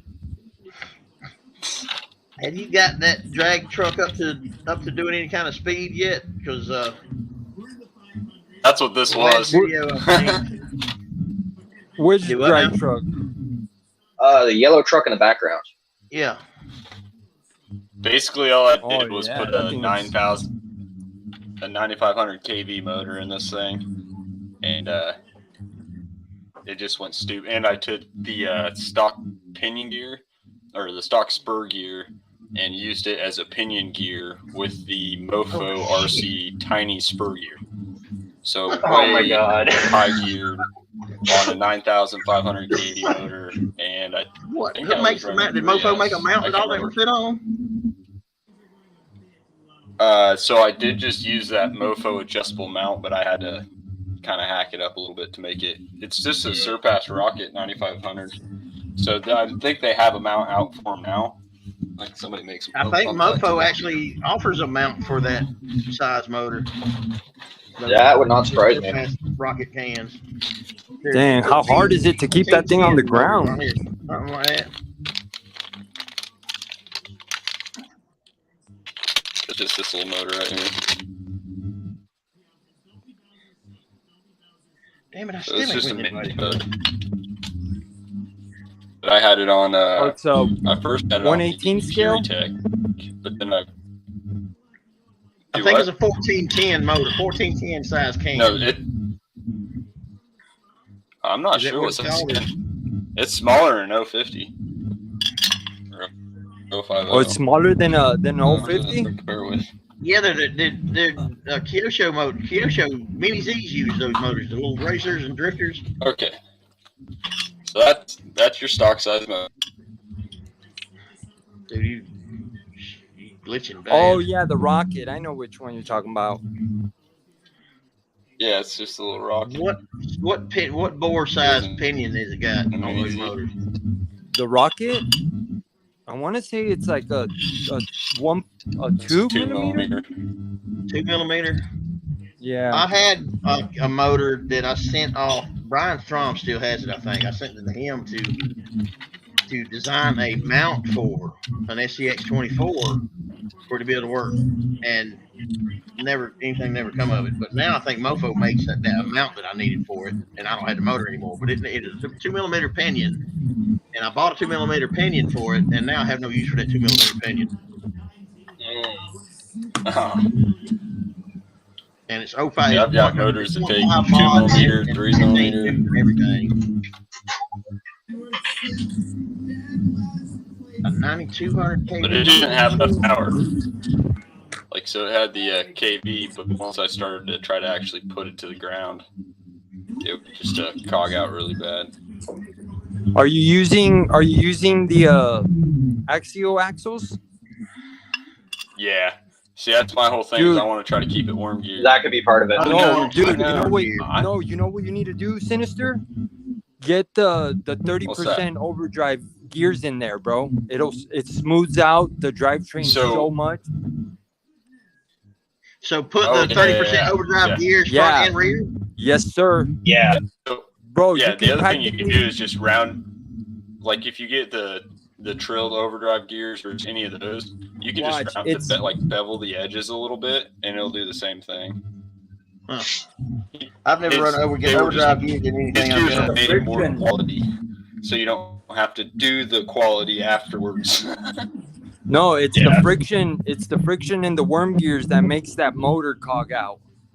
Because look, with the 30%, you can actually turn your whole drivetrain with one wheel. Fuck, I can do that with my damn stock shit, dude. Really? I couldn't do that with my stocks. Look here. Yeah, I can't do that with mine, but I've also got portals on it. And what is this? Okay. Dude, that's nuts. I couldn't do that with my stocks. And this is... It only does it with my Jeep and my deadbolt. I mean, my Bronco. The Bronco does it freely, more easily than the Jeep does. I just noticed it with the Jeep one day. That's crazy. And I haven't put brushless in the Jeep. The Jeep has brushless and the different trans mount and all that shit, but stock worm gear. Because I did... That's what I did with this one. And I'm like, man, maybe the gearing's off, but... It was actually the worm gears. They were just giving me too much friction. Yeah, worm gears are known for that. That's a common thing for worm gears not to turn at all. But for these to turn, I was like, whoa, what the hell's going on? Yeah, that's pretty smooth turning for stock. But you because I couldn't grab a regular one and do that. You can't do it. Well, the front ones you have to turn. A lot of times it's the edge backwards where it comes up here, and the back ones you have to turn forwards or something like that. I don't know. They won't see if I can do that. Just out of random curiosity. Yeah, it helps out that very top. Yeah, see, there's too much. Bronco stopped on an incline one time going on my bed. At the foot of my bed, it was up on an incline, and it stopped. I let off the throttle, and it freely rolled back down. Is when I first noticed. Dude, I was like, what the fuck just happened? What's up with it? I thought maybe under power, maybe the throttle got bumped or something. But that's crazy. I tried it again to verify what it did, and I was like, oh, I'll be a son of a bitch. This one does it too, and even smoother than the Jeep. So maybe they're changing something in the gears, in the cut of them, or the possibly. Maybe. But yeah, when I did that 10 scale worm gears, and they're going to do the same thing. They're not going to turn by turning the wheels and shit. You got to be closer to the source, the gear. Yeah. You can take drive shafts if you could get your fat fingers, unlike mine, unlike I can around them to turn them and turn the drive shafts freely. Oh yeah, the drive shafts you can, but that's because it's it doesn't have to go through the differential and everything. Yeah, so exactly. You have to apply. Yeah, exactly. Like with mine, I can turn my drive shaft back and my wheel kind of spins, but I try and grab my wheel, I feel like I'm gonna break things. But I've also got tetra portals and axles underneath this, and the torque beast in it. To check if any of my other ones did it, like I'm gonna try to show you here what has to be done to do it. Can you see this? Yep. Can you see the deadbolt? You have to take the back tires off the ground and roll forward as you push pressure on the front ones to get it to do it, but it does it too. But oh yeah, because you're helping it with the front too when you're pushing. Yeah. But the other ones, they do it a lot easier and freely, so that's what's confusing. These two don't. Yeah, I'm in the same boat, Kenny. Dude, I was trying to solve that cogging issue, and it wasn't, because it was like, man, my buddies are like, no, it's the gear, and I'm like, man, it's on worms, and they're just they're not smooth. It's not, the power is not transferring, and that's why. Who is it that makes the non-worm geared axle? I think it's TF, or the TF24 has it, or dude, yeah. You put their axles up underneath an axial, and it moves. Oh, I know, dude. Yes, I need those axles. Hey, what up, Uncle Bull? Where's the damn thing? I don't even know if he's still awake. Right there. The Enduro axles. Yep. Yeah, I've heard those are anything that's not worm gear, anything that's ring and pinion. Yeah, it's ring and pinion. That's why they use the RGT for that little tiny gap in it, because those axles are ring and pinion. Yep. Yeah, I wasn't familiar with worm gears at all. I think I'm gonna call her tonight. I got the SX24s. Who do what now? Somebody leaving? Yeah, I'm gonna call her tonight. Y'all have a good one. All right, man. Have a good one, Sinister. Manny, we'll talk to you later. I appreciate you joining and continuing with us, and we'll talk to you later, buddy. Have a good night. All right, later on. Have a good one, guys. Later, brother. What time is it? Later. It's midnight 30. Yeah, still. Oh shit, yeah, it is. I still got an hour, so I can be on here. I feel bad. I do need to stop since I'm not signing up for any subscription for this damn StreamYard, so I don't burn up all my 20 allotted hours a month in like 2 weeks time. Oh, it only allows you 20 hours a month? That's lame. 20 hours of broadcasting a month free. What? Are you what? And if you sign up for their basic plan and pay them a little bit, they offer unlimited amount of hours of broadcasting. I can only allow 6 people to join the stream versus 10. Damn, we gotta get you famous so they pay you. Yeah, I know, right?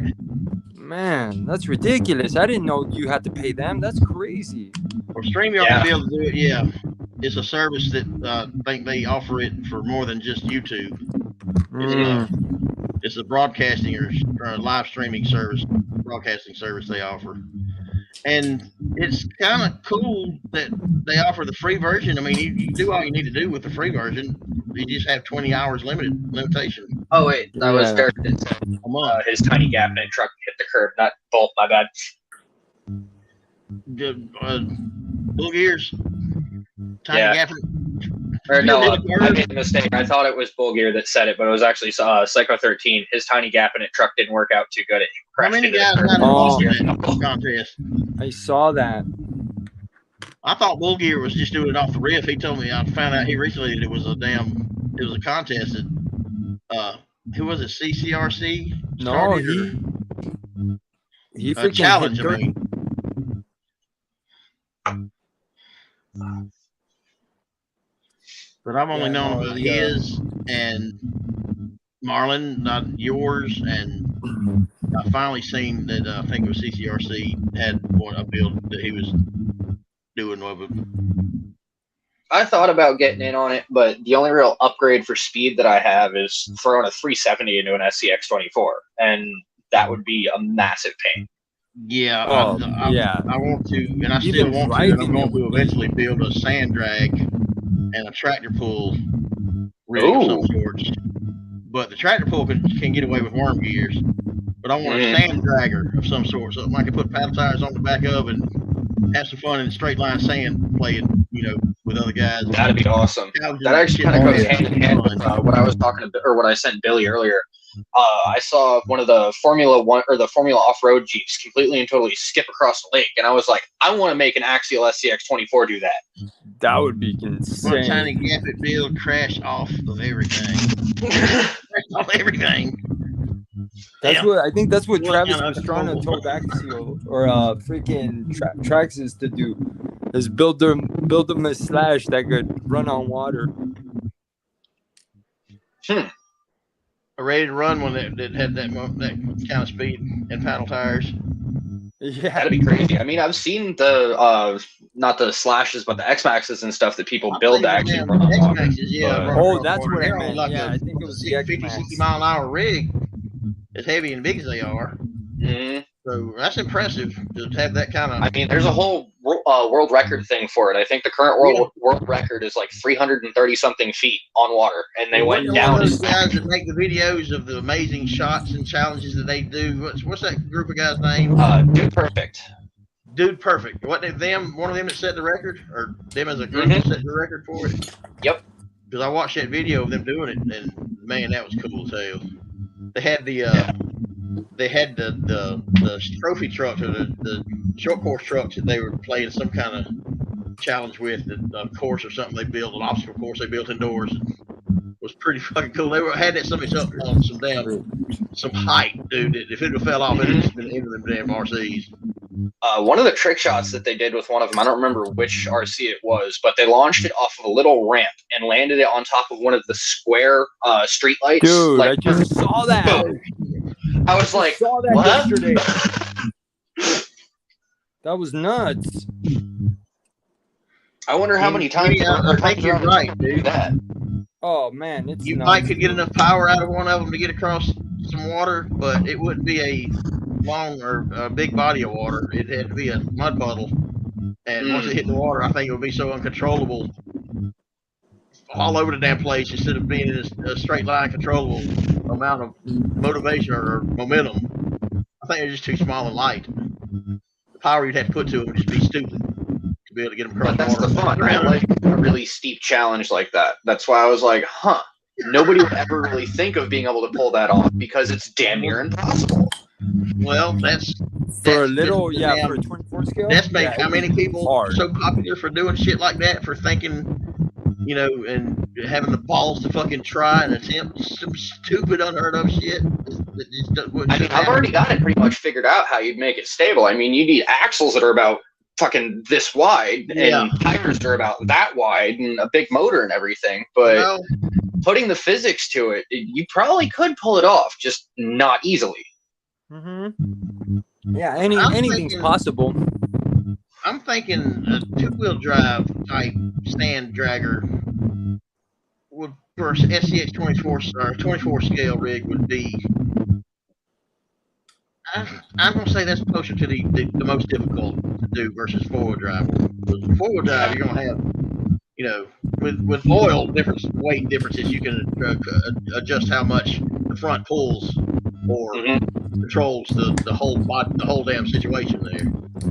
But 2-wheel drive, I've never had that good of luck. I've never had anything other than the Arma Granite Voltage $99 ready to run 2-wheel drive that run off 18650 batteries that I first bought. Yep.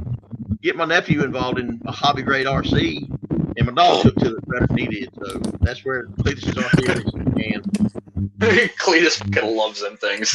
We got well more than $99 worth of enjoyment out of that rig. Oh yeah. And I still got it. I just need a new chassis, some idler gears and replacement. Well, it just needs to be. It ran a little bit too rough, did he? It don't have a body. The body is just destroyed. I've had it held together with electrical tape. Big guy, I got so desperate. Trying to soften all the sharp corners on the shit so it wouldn't cut him in any way, because he likes to jump in front of him and body block him to try to slow him down and grab him. That's so funny. And I gotta find some of the old videos of that damn 14th scale, the RC Reflex 14B with the coon tail, the stuffed raccoon tail zips out to the wing of it. For him chasing it, because he'll catch it, pick it up, and run with it, dude. He'll take it, pick it up, and completely. He'll follow my instructions eventually of let's go inside with it, go inside. He'll tote that somewhere inside, to the door, wait on me to fucking open the door, all the way back to the bedroom, and lay it down where he decides to lay down to cool off at, just guard it, make sure it don't try to get away again. He become way obsessed with that once he realized he could catch it and pick it up. Well, thanks for swinging in, Knuckleball. Have a good one. Who? Y'all seeing shit I ain't seen. Well, I just jumped in here to say, hey, gonna crash. Oh. All right. Well, hey, have a good night. I'll see you now. Good night. Was it there? I've got a bad habit of not paying enough attention to the comments while we're bullshit too. Oh, okay. What kind of content would y'all like to see me come up with as far as YouTube stuff, man?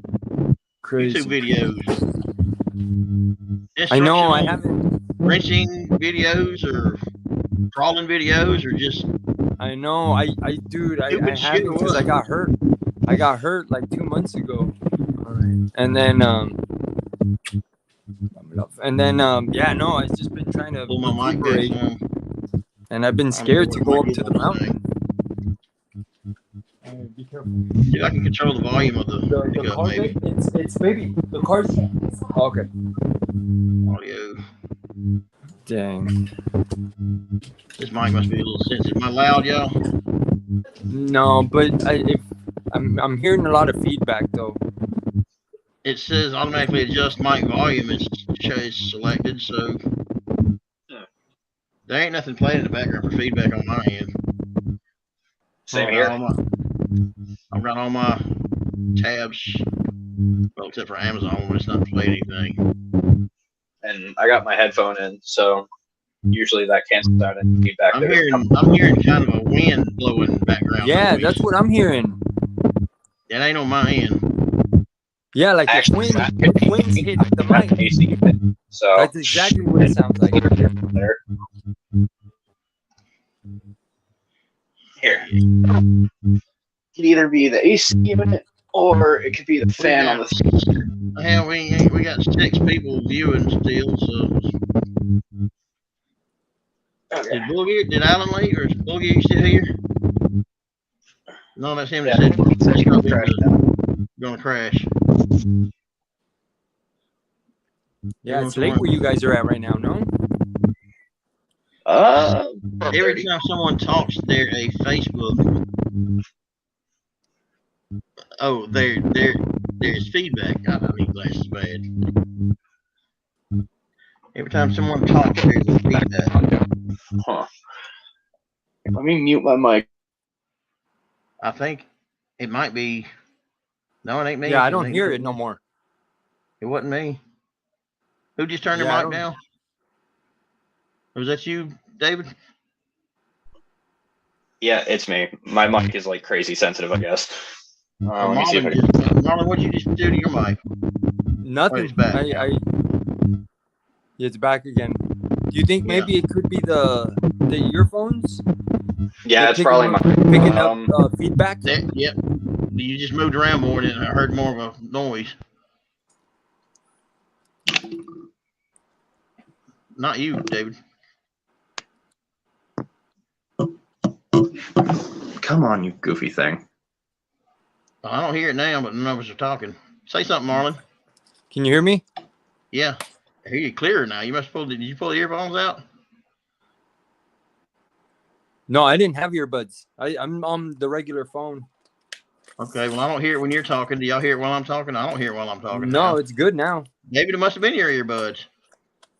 He's offline. He can't hear us. That was his no, earbuds. I don't have any audio. There we that go. Was now your earbuds, I guess, bro. Oh, I hate technology. Yeah, I know. It's just when you think you got it figured out, it fucking pisses you off and does something you can't figure out again. A lot of it anyway. I think it's just the fact that I'm forgetting so much shit now in my older age. I don't know if y'all can hear me, but I can't hear squat. Yeah, I can hear you. But now I've got voice feedback. Oh, now it's going crazy. Oh, Jesus. Whatever the hell just happened. Shit sounds like it's possessed now. You ain't got a speaker or a mic on your on your phone or computer? David, put your earbuds back in, man. I can deal with that damn background noise.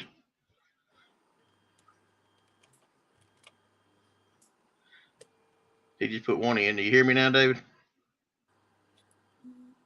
No, not yet.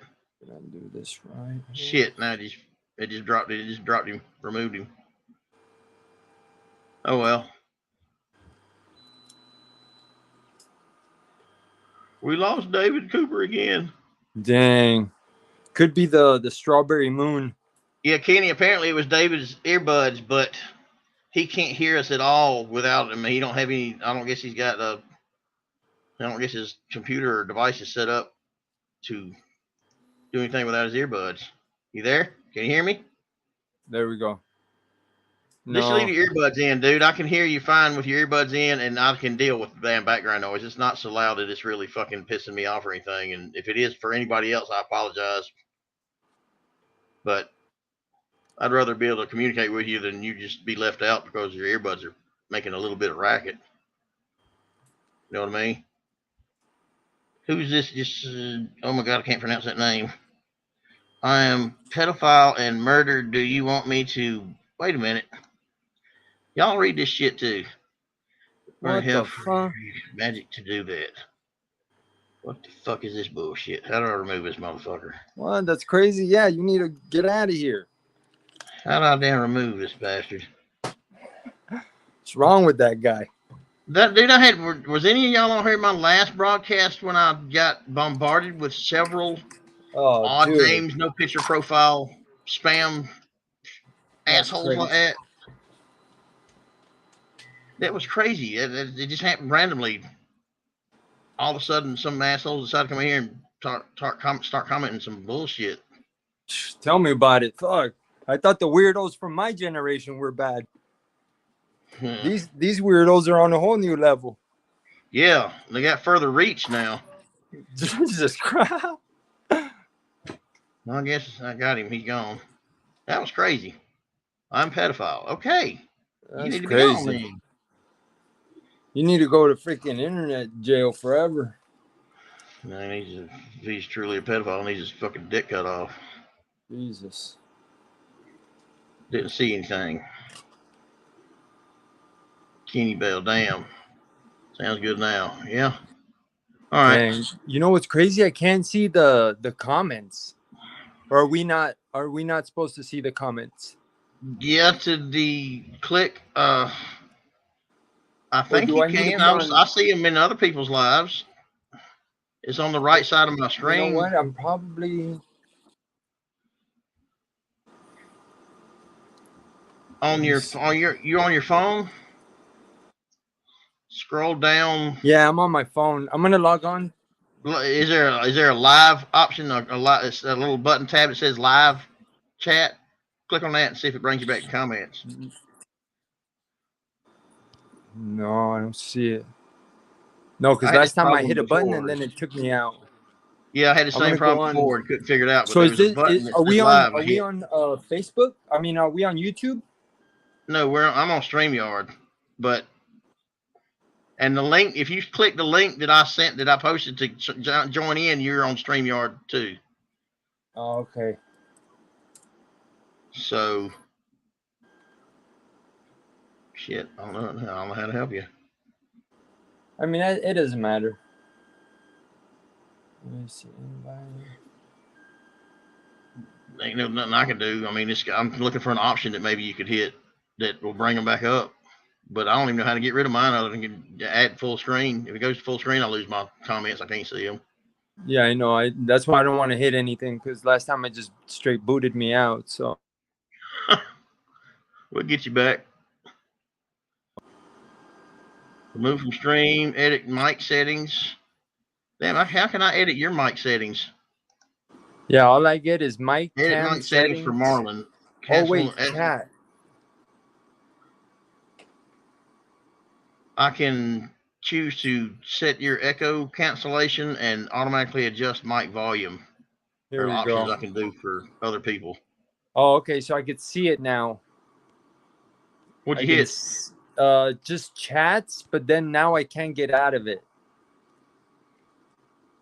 That's so crazy. You must not get on lives very often either. I don't. I'm afraid. You know what I mean? Like I might say the wrong thing. I'm really good at saying the wrong thing. I don't think you got to worry about that with us, but I have to be careful what I post or allow to be seen or commented. I don't know how it works. I don't know if I'm responsible for. I've got to choose an option that says, "Is this video made for kids?" or all that shit. Every time I got to post something, I know that, but there we go. Okay, I could see it. I have to jump from chat to our screen in order to see the comments. Okay, can you guys hear me now? Yeah. Yep. I seen you point down for something, and I don't know what you're talking about. But then you disappeared, so. Yeah, for some reason my phone wasn't picking up my audio. Or my voice. I was talking to you guys, nobody said anything. Dragon. I am. Kenny, I actually do think. Oh wait, Kenny, no, I think you got two other people with you.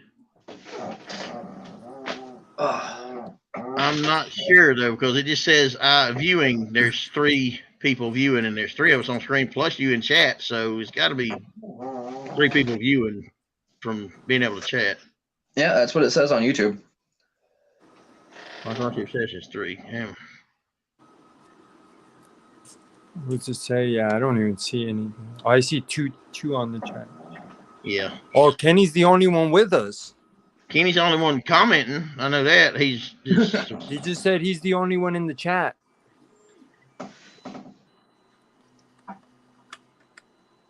Well, appreciate you hanging in there with me, Kenny. Yeah. We'll get through this together, man. Together forever. Or oh shit. Man. Remove from stream, solo layout, mute. That's all I can do to myself or anybody else. Man, I seen not menus. I've been watching YouTube a lot lately. I seen some dudes finally. Some dude has been hunting for the Knight Rider trailer since 2005. He finally found it. No shit. Yeah, looking so for he bought. In what scale or what? What was he looking for the Knight Rider trailer Like for? The real one, like the one the where real Kit full drives scale into. 1/1 one. Yeah, the 1/1. Yeah, he finally found it. He had bought the actual truck. I think he found the truck, I want to say like 4 or 5 years ago. And he just located the trailer and they finally like put it together. And I think he's gonna try to like repaint it the same everything. Cool. That's gonna be awesome. Right? I seen something one day, I don't know what car show it was, but they got Smokey and the Bandits. Sick. Buford T. Justice sheriff's car that was in the movie, the Trans Am that was in the the older body style one before the original Smokey and the Bandit movie, and the damn truck and trailer of Snowman. Nice. The damn with the paint scheme, the horse and buggy or horse and carry or whatever paint scheme down the side of it and everything. Original paint. Yeah, on the truck. That's awesome. That was and had a General Lee, the real one, and one other car. I think it might have been Knight Rider. The car, the damn sick. What was that? Wasn't that a freaking Trans Am too? A newer model? That was Pontiac Firebird. Pontiac Firebird. Oh no! I think you're right. I think it was a Trans Am. What's up, Scott? Ashdown? Yeah, and also the other car that was part of the group of cars, the movie shit they got together was What up, Scott? God, I can't think of the damn name of them. God, my mind just went blank on that one. I had it, and the reason I wanted to add it is because it was right there, and I lost it. What car was that? The Smokey the Bandit, the Sheriff, Trans Am, and the truck and trailer.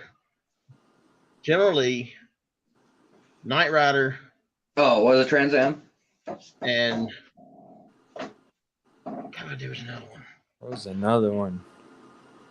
I forget what show it was. I don't know if it's Counting Cars or what it was. Counts Customs or. Wouldn't surprise me if it was Counts Customs because they do a lot. Monkey Garage or something. One of them shows I watched on a regular basis back then, but it might have just been damn BBC. What's that show? Where the three British guys can do all the testing and shit of these cars. Top Gear. It might have been one of those American versions or our version of the Top Gear. I like the British version better. That's funny. Those guys are hilarious. Yeah, the British version. One tall dude, he's getting he gets in a bunch of trouble because he's got no filter. He don't give a fuck. He'll say what he's thinking. Jeremy, I think his name is. He's cool as hell. And all of them can drive like a son bitch too. It's crazy. That's funny. Oh, yeah, we gained 3 more viewers now. Oh. Scott Ashdown, who else joined us? Scott's the only other one besides Kenny that's been commenting. Yeah, it's just been Kenny and Scott now. Finally home from work. Where you live at, Scott? You just now getting home from work. You East Coast, West Coast? Kenny just asked, did y'all see the new Camaro Trans Am conversion? I have not. Camaro Trans Am conversion. Huh? What? All of us are like, that's a thing? Yeah, really. I had to check that out. Kenny Bell, what do you guys think of that new Corvette? Hey, that's a good idea, Kenny. Oh, you mean the one that looks like a Ferrari? What new Corvette? Last year, this year's, or next year's? Are they released next year's yet? I don't think so. I think they released new year versions in mid year, about this time of year, I think. Oh please, I gotta get on my way. Pardon me, y'all. I'm getting up to get something pretty important. Well, not important, but pretty desired right now. Oh, I'm back. Wait, what am I broadcasting as? Huh. Nice. The magic stick. The magic stick. I ate all my gummies yesterday. I ate like 4 of them yesterday. Around here too. If there's anything in it. Oh. Dashboard's flying all over the place. Pineapple Express. Yeah, no, mine's empty.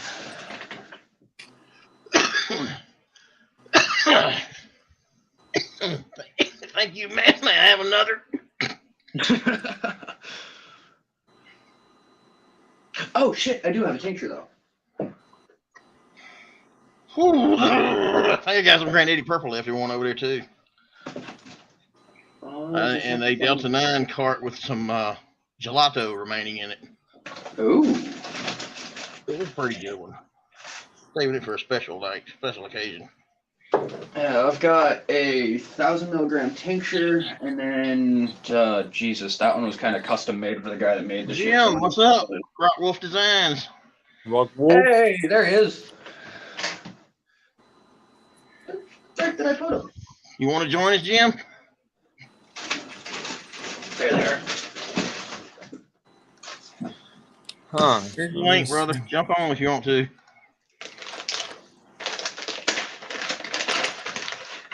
Oh, let's see. That's different now. Here, I just posted the link. It might take a second. There it is, I think. You should see it now. Come on.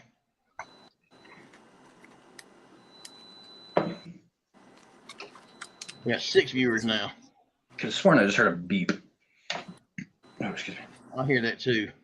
I'm glad I'm not alone. But I do hear shit a lot that nobody else hears. Tones and shit like that. Yeah, I've got something to that. I can't remember the fucking name of it, but it's like a constant ring in your ears from too much loud noises. What's up, Jim? Hey, there he is. What's up, Jim? What's Have a up? good night, man. How you doing, Marlon? That's, how are you? Good. What's going on, Dave? Good to have you back. Man. Amazing to be back, brother. Amazing to be Man, back. my buddy's an engineer. I forgot what that's called. It's not ringing in my ears. It's tones. It's different variations of tones I always hear. I just don't even think about it. I've just got so used to them. I drown them out. No, I think you're tinnitus. Yeah, Is that tinnitus? I got that that's shit. the constant ringing that I got going on. And on top of that, I'm on the autistic spectrum, so I can literally hear electricity.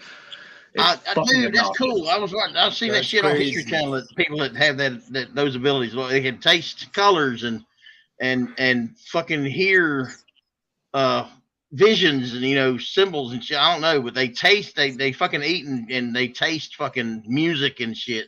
That's I've been crazy. able to hear electricity all my life. I guess I never really thought about it. Yeah, more of a, say a phone charger or something starting to get a short in the cord, I'll be able to hear that from across the room. Or if somebody turns on a old school tube TV, I can literally hear that across a building. That I can hear now. I can hear all electric. I hear lights. I hear anything that's electric. I hear it. Yeah, the light kind of has bright light, especially has kind of a high pitched tone to it. To me, yeah. Any form of fluorescent, LED or whatever. Anything that has flowing electricity, I hear. Damn, I ain't never concentrated and thought about it, put that much thought into it to even consider I might have. Yeah, Kenny, my girlfriend's the same way. She's legally blind as well, and her hearing is just like mine, off the charts. Like, we can hear people walking in the gravel down on the street. I had good hearing.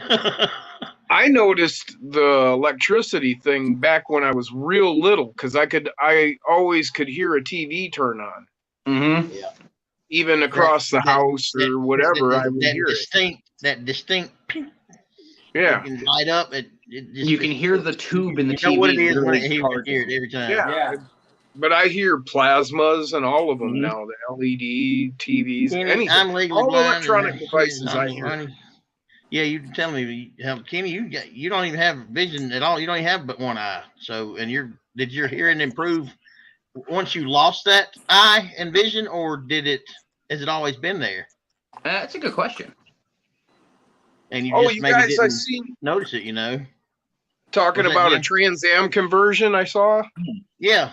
There's a company that's doing the Smokey and the Bandit conversion. Oh. Yeah, you can buy the new Camaro, but done up as a Smokey and the Bandit Trans Am. Huh. Oh shit. Oh You yeah. know what? I heard That's about fucking that. blasphemy, isn't it? And somebody Camaro started made it doing to a Trans Am. Am? Somebody started doing a Trans Am conversion back like within the year that they brought out the new Camaro. The pictures I saw of it were blue back then. Well, what Corvette are you talking about? Have we seen yet? Which one are you asking if I've seen yet? You talking about the mid-engine? The brand new. I don't. The one that looks like a Ferrari? Well, there's the mid-engine is the new Corvette. They brought out the mid-engine 2 years ago, I think. Yeah, I think so. I think it's a 2020. Was it still red? No, gold. Oh. Wait, it was. What the hell is my screen doing? Shit started moving Dave. on its own like I've got a fucking hacker on me or something. Hey, Dave. Yes. Stone Jim time I missed out. Missed that, Yeah, I'm Chris. trying to Okay. do a little bit of work off screen Dang, so I can see if I can get something out of mine. Let's see if I can private message you. Private chat with you. How do I choose a person to private chat with? Can you or private comments? Can you do that on here? Did you know of, Jim? Is that a cheat code? Private Which chat. one? This one? Yeah. No. This is actually one of the guys from the group actually sent me this. He made these by hand. Oh wow. I've never seen that. I don't know. He calls it the looks almost Dragon. straight instead of LCG. Yeah, it's pretty cool. It like I ran it. It runs pretty good. I just added that Is mod. that a upper link mount there in front? Kenny Bell saying the company out of Florida did that. Done that Which Trans one? Am. Huh. The which one? The Bandit one? Well, he was talking about Arlen, I was asking you, is that an upper link mount there that sticks up like a little triangle there? This one? Right by the transmission, that little triangle sticking up. Here. This one, Jim. Oh yeah, I see what you're talking about now. Behind the front tire. Yeah. Yeah. Chassis. That little on the side, on the frame rail behind the tire, the little triangle that sticks up. Behind on the side, front tire. Right behind here? No. Move your finger further back down the chassis. Show us the side. Right there. Right there. That. This? Yeah. Yeah, he has this for links. Yeah. Yep. How old is that chassis? I mean, when did he design it and send it to you? He just designed it. I want to say like a week ago. Who is it? He's the only person, the only other person besides Maz that incorporates that on his design. Actually, there's a couple out there that have got upper link mount on the 24 scale. Yeah, there's a couple of them out there that have got upper link mounts raised up. Yeah, that's something I brought up like over a year ago. Raising that position of your upper link mounts, the chassis. That's something that's been on that's been on the back of my mind as far as curiosity and wanting to know, because I thought about putting a link mount riser on the rear. Uppers, because I put one on my Capra and it made a good difference on inclines. Yeah, I did that to this one. And I was wondering if it would actually apply and make a noticeable difference on this scale, this 24 scale. It does. Yeah, it sinks it. It sinks it more. It sinks it a lot more. You want to see? You want to see some drastic hold on, let me get this link mount changes. Yeah, I'm getting used. I got to get used to doing this for everybody and myself. Dang. Oh yeah, see where I moved that one. This is a a mofo ugly, and I moved this up to this Oh, point right nice. here. Wait a minute. That's an ugly, that's and you cool. moved it Yeah, I off drilled a off hole. the center skid up to the chassis. Yeah, I That's moved it cool. from down where it's supposed to be up to right here. Did you Did you shorten? drill that new hole? Did you or- have to shorten the link, or it was perfect? Actually, this is Jeep C10 rears with these are mofo deadbolt 4-link. Oh, cool. Nice. So you can see how much longer those lower ones are than the uppers because of the position. Yeah, I see that. Now And it even rocks my axle back just a little bit. Nice. I was going to ask you if the axle was clocked forward or backwards backwards in any way. Yeah, just a little bit, just a little. Now, I like you want mine. to see some craziness. Yeah, yeah. Oh shit! The back is where it's at. These, Damn. those are deadbolt high clearance. Reverse. And Now- then these are deadbolt high clearance lowers in the rear. But then I took and connected these. These are deadbolt high clearance. I think that. Yeah, those are deadbolt high clearance. But I pulled them all the way up to the chassis up here, flipped them upside down. And then you were talking about a riser. There's a mofo riser. Yeah. Now, let me ask, and I'm not being Dude, I like disrespectful that here in any way. setup. I'm actually curious as to why you chose that mount points for uppers on the rear, and what benefit did you get from it? Well, do you see the motion I'm Dude, getting? Yeah, it's a lot. Mm-hmm. The And up and it's down smooth as travel butter. and just articulation, full motion, or Oh yeah. Well, now and because when you raise those attachment points to the chassis, what you're doing is you're affecting the anti-squat in the rear and the anti-dive in the front. So as you're coming downhill, then the anti-dive, your front end doesn't want to dive and then cause you to topple. And then when you're going uphill, your rear end won't squat as much. exactly, yeah. And Nice. so that's Yeah, why 'cause of you're the raising geometry. those attachment points Those to your rear, chassis. yeah, those attachment points, so it's more level than. Well, what you can want to do perform is better bring at those different angles, links. at higher angles. You want to bring your links into a parallel Yeah. Nice. so that okay, you're attached at the chassis and they move in parallel. Now as you spread them apart, it's going to start to bind more. And then as you bring them together, they just swing freely. But So if let me you see that bring them mount into a point again. Let me see parallel, that they rear work again. best. Huh? And this is Let why me see we that plug in again. that Let me see private. the rear ones.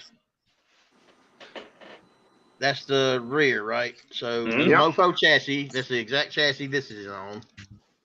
Holy Oh, shit! be Yeah, cautious no, that's in here. I like that He said right setup. on What a Jim, fucking anti-squat, different. Now the have links. some Where'd risers you? What on links half are those there. again?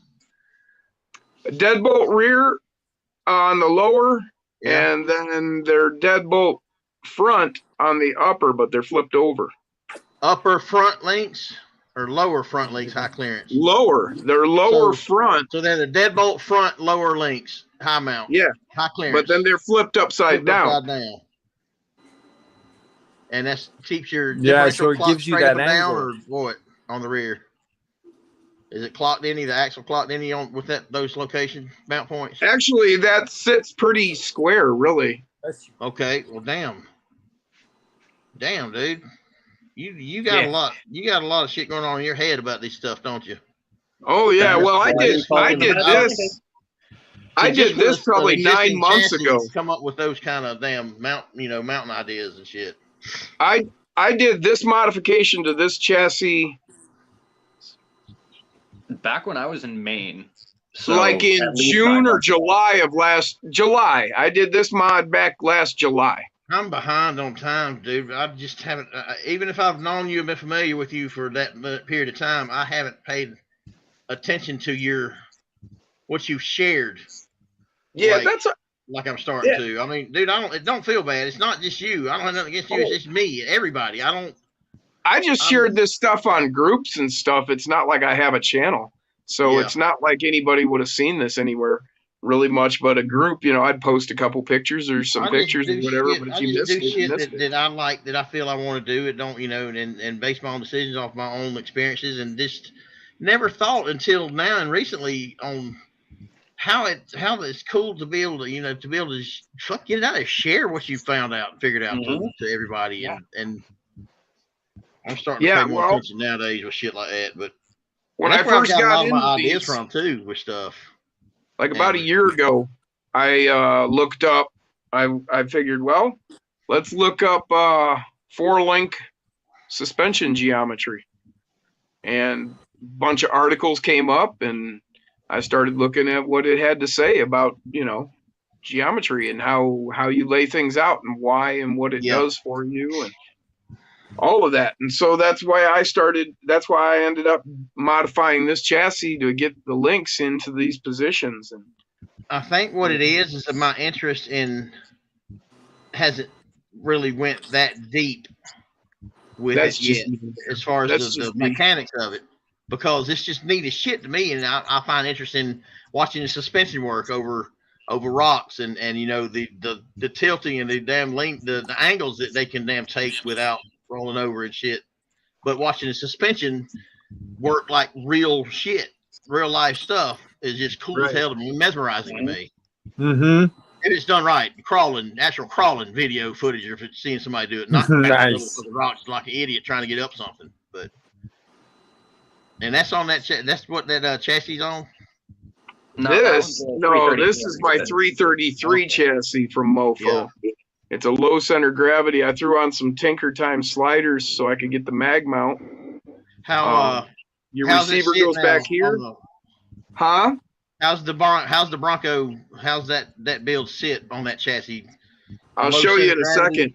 Okay. I took the Mofo battery mount out because it ran the battery sideways right here, but it was interfering with the body. And I built one of my mounts, and it lays the battery right here on this plate.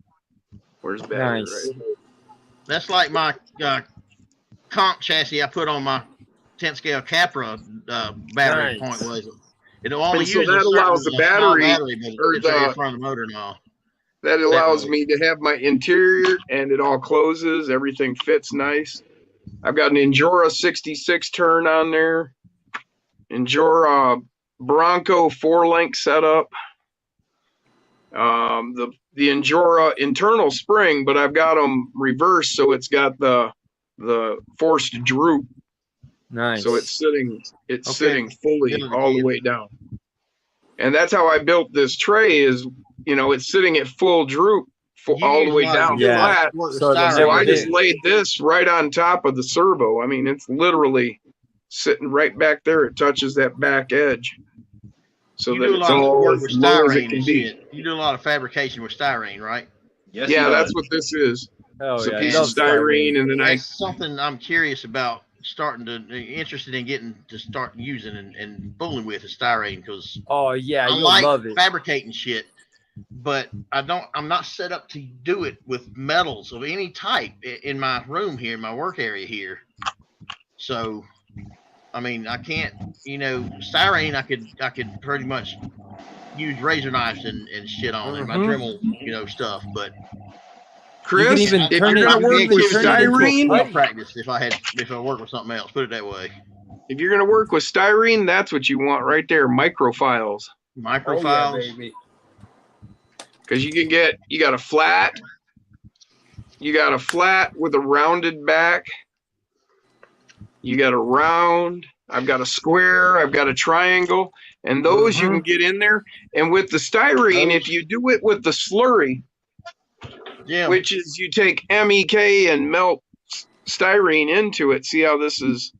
Yeah, your leftover pieces. Needle file set, 5.5 inch long, double cut, high carbon steel files. Is that them? I don't know, man. Just any microfile set will probably work just fine. Do they have to be abrasive files? When I'm getting at, these are really kind of fine, like a jeweler's file, I think. Yeah, that's what these are. These are. Microfile. Well, I've already got files, man. Well, there you go. Just need styrene and some MEK. Oh yeah, where you buy that? Hobby shop, Hobby Lobby, places like that. Yeah. This is what these files are right here. Precision needle files. I got them on Amazon. But anyway, I got them. like I was gonna say, you use that slurry, and it's actually like welding. I mean, it literally melts the parent plastic, and it becomes one. And then you can take these files and shape everything.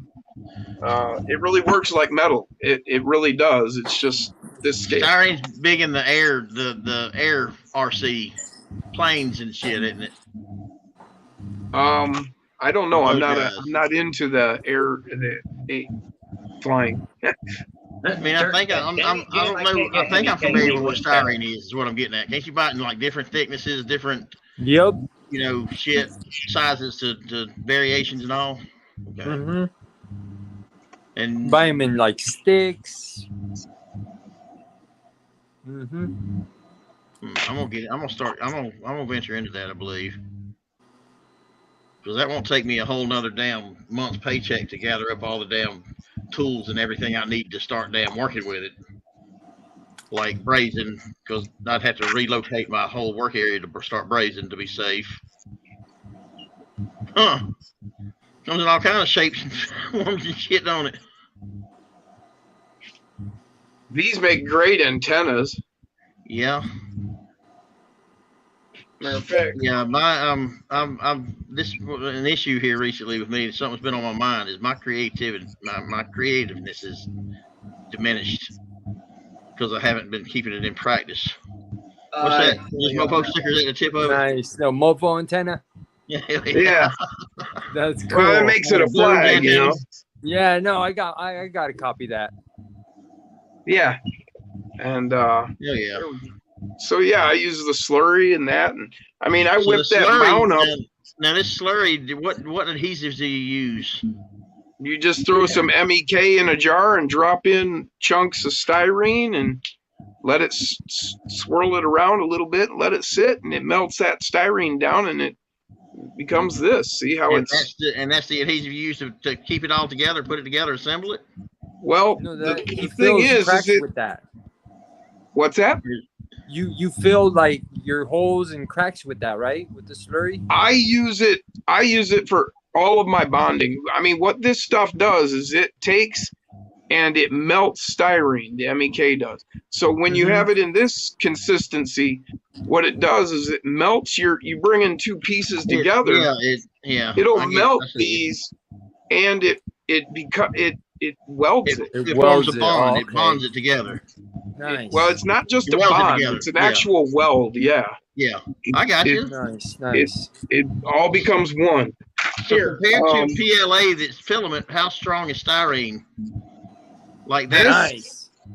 This cage is all styrene. I built it, and it uses the MEK. You can see how I filed on it and sanded it. Oh, that came out awesome. You got some detail in there. That's a good job, dude. Yeah, you did. See how the tubing is all curved? Yeah. Okay, what's the durability of that? Is it pretty stout? I mean, it can fall off like a 4-foot drop. Yeah, so I'd say so. Might as well be a frame of the building. Dude. Shit, I think I got me found me a mentor to direct me and guide me and teach me in the ways of the styrene now here with you, Jim. A master, a sensei. Oh, I don't know about no master, man. I just play around with it. You can help me get started. You can answer some questions on that. I can help you. I will certainly would help you. Absolutely. I don't know if I'm a master of anything. I know lots of different shit, but I don't know that I'm a master of any of it. Master of anything. I'm not a master of anything, but you know. I don't know, Jim. Brian Cochner did just say that you are a master SCX-24 builder. So that's a pretty lofty comment there. That's a pretty stout comment. I'm honored, but I don't know if I live up to it. I'm honored, but I don't know if I live up to that, but I'll try.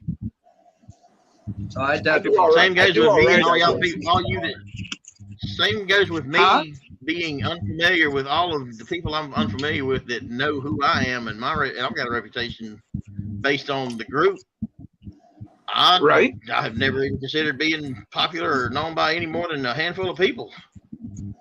Yeah, well, there's a few people who know you. Nah. There's a couple. There's a few I've run into that I've been communicating with pretty, enough times before that I should be familiar with them by now. But I've been under a rock, guys, and in the process of and managing that group at the same time. But did it break? That happens. We all have our moments where we kind of fade. I don't know, dude. I've had like blinders on through for a long time now. I'm starting to realize, apparently, with a lot of things, even online. Apparently, all the United States has blinders person, on. Yeah, I hear that, Marla. What about blinders? No, I said all of the United States have blinders on right now. Pretty fucking yeah. They have blinders on, and they refused, and the majority of them refuse to fucking hear anybody else's. Yeah, what anybody else's they're walking opinion around like those. You know how they keep racehorses? They put those things on the side of their eyes. Blinder. Jack of all trades, master of none. There you go. That's what I was looking for. But yeah, you're right. My blinders aren't on anymore, brother. Trust me. And it's scary to realize how many still have them on and refuse to pull them off. Oh, dude, I like that. Take your time. So there's actually a very not well-known finish to the statement that Kenny just said. Jack of all trades, master of none. The rest of the statement goes on to say, a jack of all trades but a master of none is often better than a master of one. Yeah. Dang, I never heard that one. I've heard that ending, that continuous of it before. That one, dude. It's been a long time, and that's cool. And it's true. Because I've been a jack of all trades my whole life. I've never really settled down on one subject. I've been a construction worker, I've been a mechanic, I've been an engineer, I've worked at McDonald's for God's sake. Man, that guy does such good work on those bodies. Oh God, yeah. That's like the Capra. A lot of times, if I have a problem with my turn the battery down in the back part of the front road. I know. I've been wanting that body too. Which Tinker Time body is that? This is the Ultra Brute with the door, but this is with the closed doors. These doors don't open. He has another. He has this same one, but without the doors. The doors open. The doors open. And there's like 4 different door versions. But what I've done here is I created what I call my Cobra mount. And it puts in these fender wells, which I've thrown these flames on so you can actually see that there's something there. Because until I did that, it was just completely void. It was just black. So clean, you just look black. Yeah. You've done that since you've shown me this truck last. And then, but that moves my electronics there, and then you seen me stuff the battery in. And what chassis is that on? A stock chassis or? This is a stock chassis. It's got lights in here with all those electronics. You just saw the lights come on. They're in there. Yeah. And that's what this long wire is the light, but that way I can pull the cab off. Yeah. And I can still get at everything. And there goes my battery. I just tossed it out. Without having to unplug and move and be fooling with it. I got you, man. That's pretty cool. And then the other thing I've done here is if you look in the back underneath the cage there, see that sticking out? That's a one of those badge retractors. And see the white thing? What tubing is that you use? Styrene? That's a little piece of styrene tubing that I used, and I snaked it down, and it comes up underneath, and then it comes out right here. Now, to shape and form that styrene tube, do you use air heat or any kind of heat and just kind of put a little bit of heat to it and form it, put it in the shape you want it, harden back up? You want to know what I used? What? Oh, I know what he used. A lighter. What did I use? What did I use, Dave? Here, let me see if I can imitate the noise that it makes. No. Here, you want to see what I used? Yeah. And it stayed in place?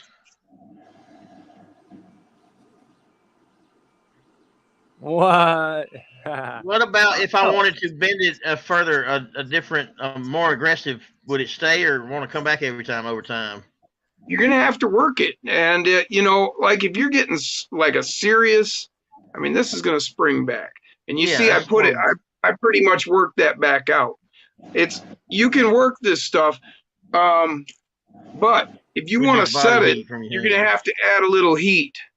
Okay, I got you. But I mean, like you can work this and shape it, and you know, I pulled that off, and you know, I can make. I'm asking a bunch of damn newbie ass questions, greenhorn fucking questions, but I'm just curious. You don't know, so ask. How else do you learn, I'm not afraid man? of asking. I know it, and that bothers a lot of people in a lot of these fucking groups. No, man. You The know, only dumb question is the one that starts doesn't so many get asked. goddamn bullying, harassment, and fucking bullshit fights on these damn groups and anything. I think. Well, then let them stay ignorant. That's what I'm saying. Let them fucking stay out of my goddamn group and stay ignorant. I'm not gonna fight with nobody to teach them something. If you don't want to learn, that's fine. I appreciate it. I'd love to teach somebody, but if they want to fight about it, bye. That's the type of fucking that's the element that I want to you know, grow with on this hobby, is that outlook and that mentality, that type of attitude. Because all this shit I'm seeing in Facebook, dude, and all the guys on Instagram are telling me, man, it's different on Instagram. It's different on Instagram. It's that vibe is not on Instagram like it is on Facebook. So what the hell is it with Facebook? Are we attracting? Is this attracting all the fucking assholes in the world to be social networkers or what? Who knows? No, I think there's just a lot of social media companies that are trying to come up. So you gotta destroy one to try to build another, I guess. Oh, no. I'll be me, and if you want to come see me, then you can come see me, and if you don't, you treat people according to their character. Their character is what I'm getting from you, and that's what I do. That's similar to me. I don't judge anybody. I do what I can to help anybody that asks me for help or that I can help. Mm-hmm. But I treat you according to character. You can see the niceness in me, and the next person to come along see the fucking demons in me because their character didn't deserve my fucking niceness. And right, you got to just mirror. I kind of see that. I kind of see that with everybody that I get along with here, as well as I do on the social media stuff. How did Bill Bixby put it? You don't want to see me angry. Yep. Was it who Bill Bixby? Oh no, that's what it was. You wouldn't like me angry. Yeah, you wouldn't like me angry. Yeah, that's what it was. You wouldn't Chris, like me. You should read my post about bullying new guests. Where's your post about it at, Kenny?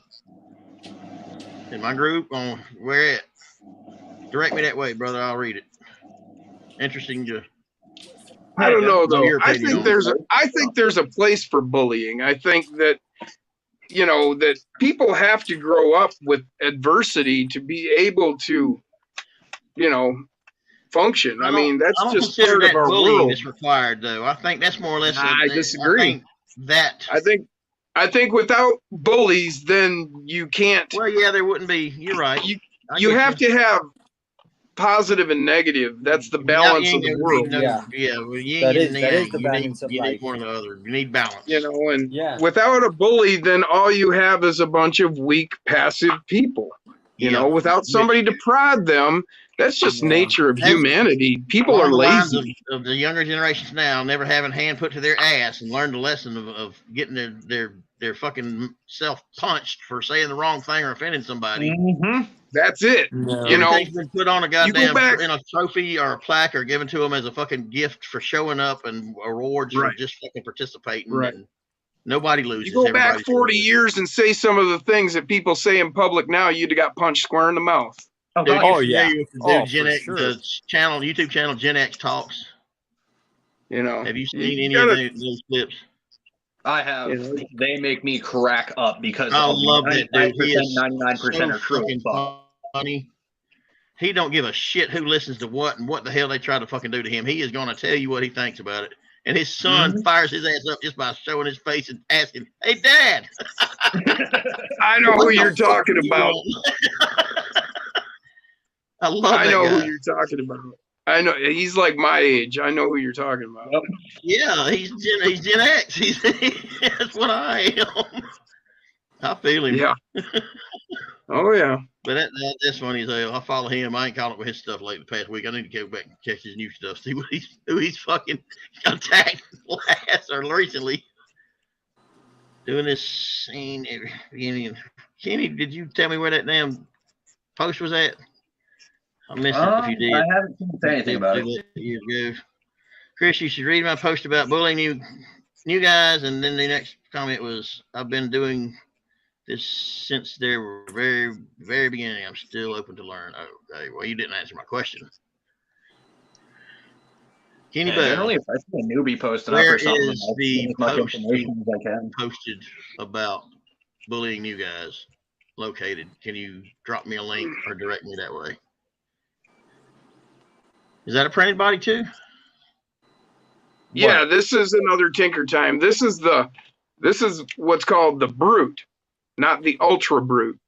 And this originally comes down and then over. It's squared off, but I actually trimmed it out so that my tires could clear.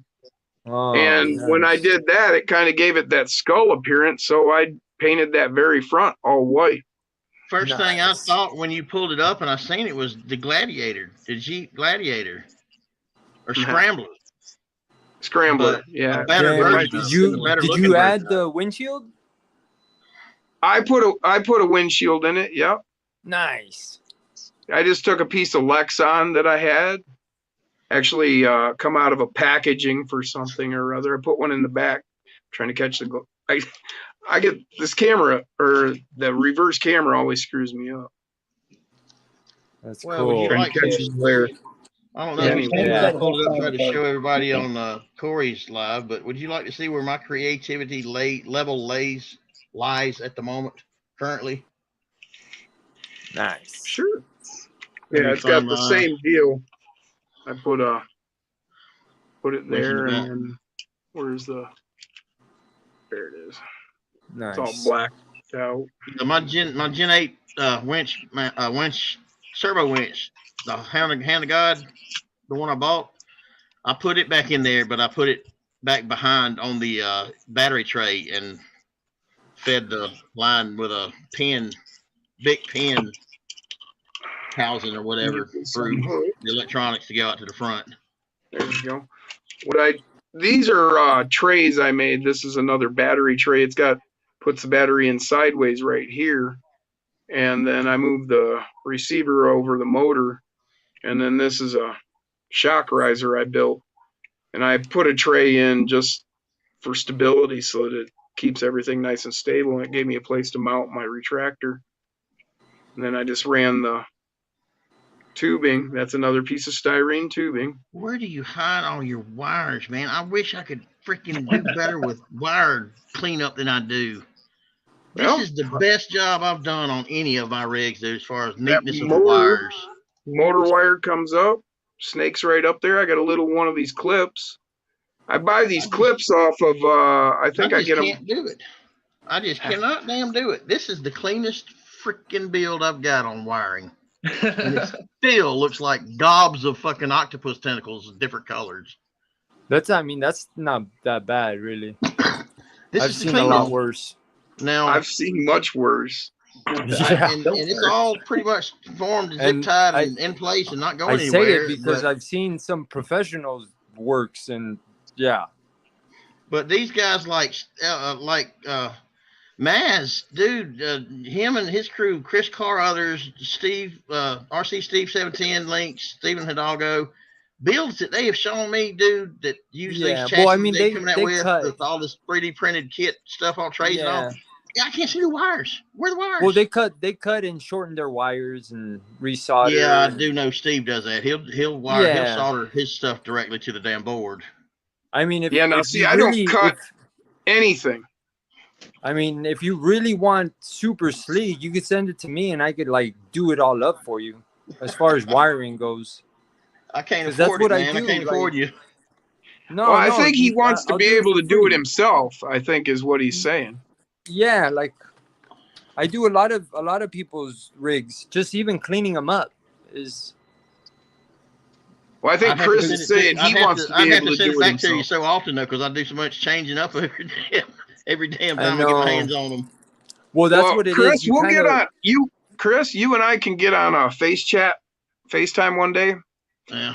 and I can walk you through some of the stuff I do with wire and what I use, and I've got the basic knowledge of what people do that I'm familiar with of what they do, but just dude, the patience get and yourself. shit for doing soldering directly to shortening wires, and I just. Well, I mean, if you don't want to solder, get a the crimper, and you could That's what just I just recrimp. bought. Yeah, you could recrimp your like the receiver wires, the one that goes into the receivers. Those are easy. Those you don't have to resolder nothing. And yeah, I think that's it. But I'm telling you, once you learn how to solder, it's super simple. Yeah. Oh, I know how to solder. I'm pretty good at soldering. Oh, okay. Now I usually I'm out of room for anything to be actually spaced out and organized in my man cave / RC work area / bedroom, whatever. That there's usually something either on my workbench that I would have to find somewhere to fucking move it to before I could turn the soldering iron on, get it pulled out, get the vent fan put in place, and get everything where I need it to solder. Hey, that reminds So I just don't have the patience. It ain't necessarily I don't have the patience. It's I'm in constant pain, and I minimize anything I have to do physically. I do it as efficiently as possible to minimize the level of pain I'm going to be in by the time I get back sat down. I understand exactly what you mean. Sometimes the pain just prevents you from being motivated. I get that. Yes, and even being motivated, I arrange things to where I know I'm going to be able to sit down after a certain period of time and be comfortable to be in as little pain as possible, so I can enjoy what I'm actually fucking involved doing. I understand completely. It's like you want to do something, but then you look at all the steps you're going to have to take to do it, and it's like you're already defeated. It hurts thinking about it. The pain comes on through you thinking about it. But anyway, yeah, you're already defeated. You're like incapable. And I'm not lazy. It's just it's pain. I get it. No, I get it. But, I'm there. And I believe you. I know I'm not alone in this world in living like I do, but the quality of life, it makes it really fucking hard to have good quality of life. I'm going to show you before I pull this down. Well, that's screen back people. Down. People look at me. This is my creativity right here level right now as far as. That looks dope. A Blair's hot sauce, death sauce skull keychain that comes with it. That's cool. Now wait, you made the skull? No, the skull came with a keychain, the Blair's death sauce thing. Okay. And I put. And then you just did all these mods. Okay, that's cool. Stitches, and this is metal wire stitches. That's cool. The cigar / pipe he's smoking on with one part of his damn mouth. I don't know if you can tell or not, but that's a pivot ball, brass pivot ball eye. Yeah. Black like pupil. A bulging eye, yeah. And the other one is inset, silver. Okay, cool. To it. And then the whatever electronic device wiring or siphon tube or whatever it is he's got coming out of the side of his head into his mouth. Nice. I thought you said you didn't have any creativity. Right? That's where my level lays right now. I don't keep it in practice enough or do anything, come up with new shit to do and try to That's just fine, Chris. Get off your own ass. I can't, man. I'm my own worst damn critic. This is about fun, so relax. You're always your own worst critic. I'm telling you, this was fun. I enjoyed doing this. I want to do more shit like this. Okay, but just relax. Don't be hard on yourself. You're doing great, man. I can't be hard on myself, man, but I'm actually not as bad as I sound. Okay, well, good. Because you sound like you're being kind of harsh on yourself. It's like, man, that looks I've always been hard on myself. If I can't be hard on myself, then I'll never be able to accept or take anybody else being hard on me. I can take hardship. I can give it, and I just don't give a shit what anybody else says. I really don't. When I do something that neat, I like showing it off. But Oh no, I mean as far as like somebody wants to dog me or put me down, it's like I don't care what you think. You know, I mean if somebody wants to share in things with me and be friends with me or give me constructive criticism, I'm all for that. Or if somebody's like, "Wow, that's really cool. Hey, that's great. I'm glad you enjoyed it." But if somebody wants to be hard on me or tell me put me down, they don't matter. Yeah, well, I don't even want that to be a factor or a fucking option for anybody to do around me. It just there's no point in it. There's no need in being that way. But yeah, no, it's it don't physically hurt me, or it don't offend me to a point where I go off and cry like a little bitch because somebody fucking don't like what I did or insulted me. What I was getting at is this is why I want the information on styrene. This is why I want to start working with styrene, and I'm asking all these questions. That's the reason. Yeah, no, we can. We'll do a FaceTime. I did a little tutorial on Jason's one night. And anybody else, any of y'all listening in that's got anything they know or want to share or need from me that I could possibly help or share with y'all, feel free to reach out and contact me through Messenger. Any way you can get in touch with me, and I'll be glad to answer any questions. You know, if it's something I do or say that you don't like, and you maybe would like to voice your opinion towards me and let me know. Hey, come on, bring it. And if it's something I vary my opinion of, then we'll politely disagree. But I won't sit here and do shit like people do in society to others for no reason and be a dick about it for no reason. I'll have to have a good reason to be a dick. So he just likes making me be a dick, but I think he just likes hearing me scream. His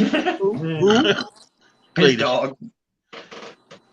He pushes my buttons with his little fucking games he plays, and when I start screaming, he fucking it's like he's happier. He'll do what I want him to do. Then when I start fucking about to blow a blood vessel in my fucking head or something, he just wants your attention.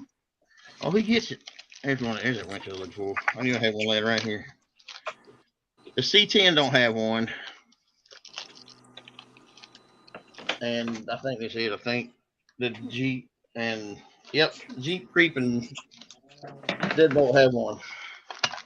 I sent 2 to Williams Hill or 1 to Williams Hill, and I've got 2 of them left. Lighter leashes. So the Bronco might be getting one to help its. Well, Kenny, that's probably part of the issue. You haven't touched your rigs. You got to touch the rigs to release the endorphins and play with them. Yeah, I know. That's how I release mine because Kenny he's been in a bad spot for about 2 weeks now. He hasn't touched his rigs, and I was like, "Well, that's probably your issue. You haven't played with them." Who's that? Kenny said he's been in a bad spot for about 2 weeks. He hasn't even touched his rigs. There's been here recently probably a 12-day period I didn't pull mine. Didn't even pull them down, put them in front of me and stare at them, see them. But I've got a lot of shit going on up here. I'm trying to sort out and become less overwhelmed with that. I'm trying to get organized and going for Micro RC Obsessions, and that label, brand, whatever you want to call it, because it ain't just a group anymore. It's starting to spread out and become more known on other platforms. Or actually, it has been known on other platforms more than I think because I haven't been paying attention. So I need like carbon copies of myself to run each platform for a while. He said carbon copy. Yeah. I needed to make the same decisions that I make myself as I make them, right? The reasons I'm making them, how I'm making them, how I act while I'm making them, how I post about how I made them, and make it well known that shit's going to be the way I have it set out and planned to be, or it ain't going to be. I was laughing at the carbon copy because I bet Dave there don't even know what a carbon copy is. It's something all the way down to the carbon molecules. No. Well, no, they used to make copies before Xerox. They used to use a carbon paper, and you would run a paper, and it made a carbon copy. When you used to write checks. Do anyway. Showing my age a little bit as far as not being that old. I can actually remember them in the office at school. And what it would be is you'd have your like original, and then they had this thing, and it was a drum, and they would turn this crank, and it would grab a page, and it would, it would and run them through. And you could hear the lady up there, and so you knew when somebody was going to be having a test. School. Some teacher was having tests printed off, because you'd hear the lady in the office cranking that thing. And then everybody started going to the new improved carbon copying paper that didn't have the black carbon layer on the back of it. It was just kind of in the paper, so it didn't copy as clearly, but I remember that. And then there was Xerox, because I remember it in checkbooks, printers. Yeah, I remember they offered the it checkbook registry in used to have. Yeah, first it was like the paper you had to keep moving from check to check, and then they gave you the paper behind every check. Jim, are we that freaking old, man? I mean, 50 ain't really that freaking old, is it? Well, no, but the way that technology is advancing so quickly, fast. That's I mean, things are changing astronomically. When we were kids, the only way you saw a movie was on Sunday night's ABC Sunday Night Movie. Yeah. Or a drive-through. Or went to a theater, obviously. But I mean, like, there was no such thing as, we watched VHS come along. We watched VHS, then DVD, then Blu-ray. Now they're going to just streaming. That's four shifts in technology. Yeah, the flow of information is ridiculous now. It is. It's overwhelming. It's crazy. It is. That's the thing. I remember when the internet became available to the public. What's that? I remember when the internet became available to the public. 92. And I started trying to become knowledgeable about computers, as far as not just necessarily how to operate them, but how they work, what was inside and shit. I want to know how to build them. And we got into a little bit of hacking and, portal, what are they called? Yeah, portal. I guess they were called portals back then. Free internet service. What was it that the .com era that made corporations like or entities like Google successful as a search engine. That's where that in 99 I built my house, and I installed extra phone lines so that I would be able to have a constant internet connection.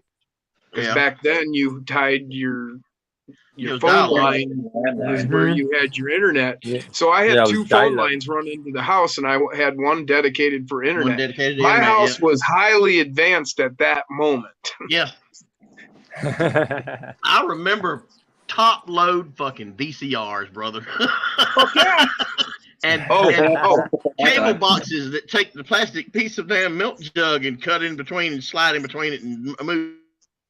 Which is right. You Beta get HBO channels for free. Beta. Yeah. Oh God. Beta. Do you remember Beta? Beta cassette. I don't understand. I don't understand why Beta was beat out by VHS. The cassettes were smaller, the quality was better, and they lasted. You could have 8 hours of video on one cassette. Yeah, it's kind of just because VHS is cheaper to produce. Conspiracy involved with that one too, I believe, as far as theories go and conspiracies.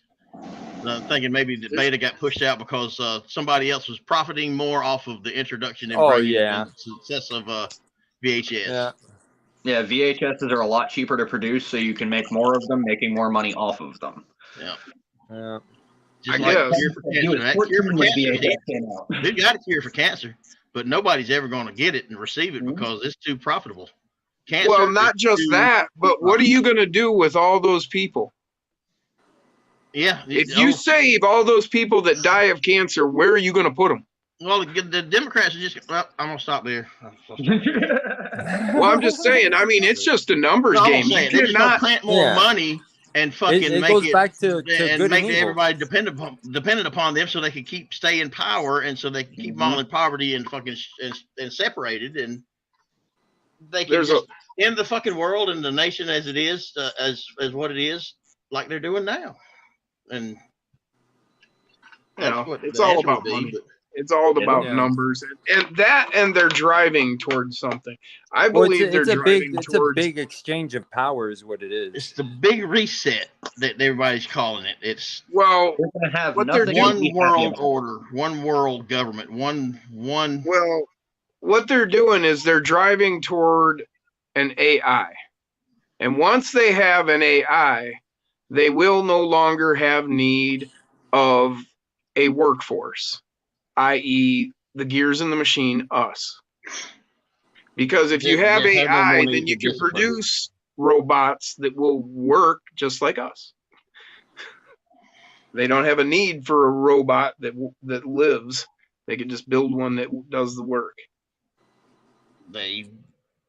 That's the way I see it. Crazy. I mean, about New World Order, and that's why they've got all these AIs trying to learn from us right now. Why they do all those algorithms and track Elon Musk everything. leading the way, trying to fly us off of this some bitch planet to Mars to get us away from it. The reason behind well, that I mean, is no, you know what? Like AI is going to make us. AI can only go so far, though.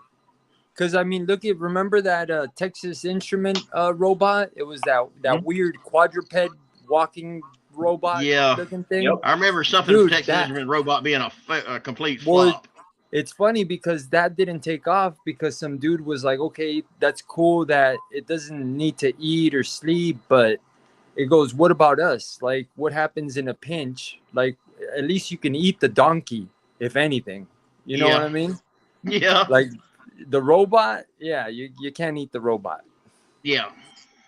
And it's just, we've forgotten how to think like it. We've forgotten as things progress and generations become up after us and we die off, that whole way of thinking, that whole process and way of thinking, fundamentally thinking is just changing. So, well, I know they're thinking for us. What's right is being fought for as wrong now, or fought against is wrong now. What's wrong, obviously wrong and evil, is being fucking normalized. What do you call it? Fucking praised and damn taught. Well, so think about this. They started with convincing the women that they wanted to go to work. Then they gave them abortion so that they didn't have to worry about if they got pregnant. That put us into a situation where no longer could one person make enough money to support a family. Now you need two people to make enough money to barely survive. And all through that, what did that do? That removed any kind of parental guidance in the home. Now both parents are gone, working all the time. Who's raising your children? Nobody. There's no morals. There's no nothing being trained. You don't know how to do anything. You don't know. You weren't taught how to clean the house, how to act, how to be. Any of the things that you and I gained as kids weren't passed on to the younger generation because there was nobody home. Well, they set that up. I myself haven't had any human children. I was a father for a split second, but that didn't work out. So, yeah, I'm part of the X generation, and I'm one of the many that was like, you know what? For whatever reason, I chose not to have kids. Yeah. There were lots of good reasons that I saw not to have a kid. And my sister, under the same household here, my sister and my 8-year-old nephew, that is my dad's and passed away mother's only grandson, is bringing home his homework that's got critical race theory and racism introduced to. Well, this ridiculous. Was a year ago. A 7-year-old, second graders? At 7 years old. That's ridiculous. They're teaching us and why did Jackie Robinson go through so much fucking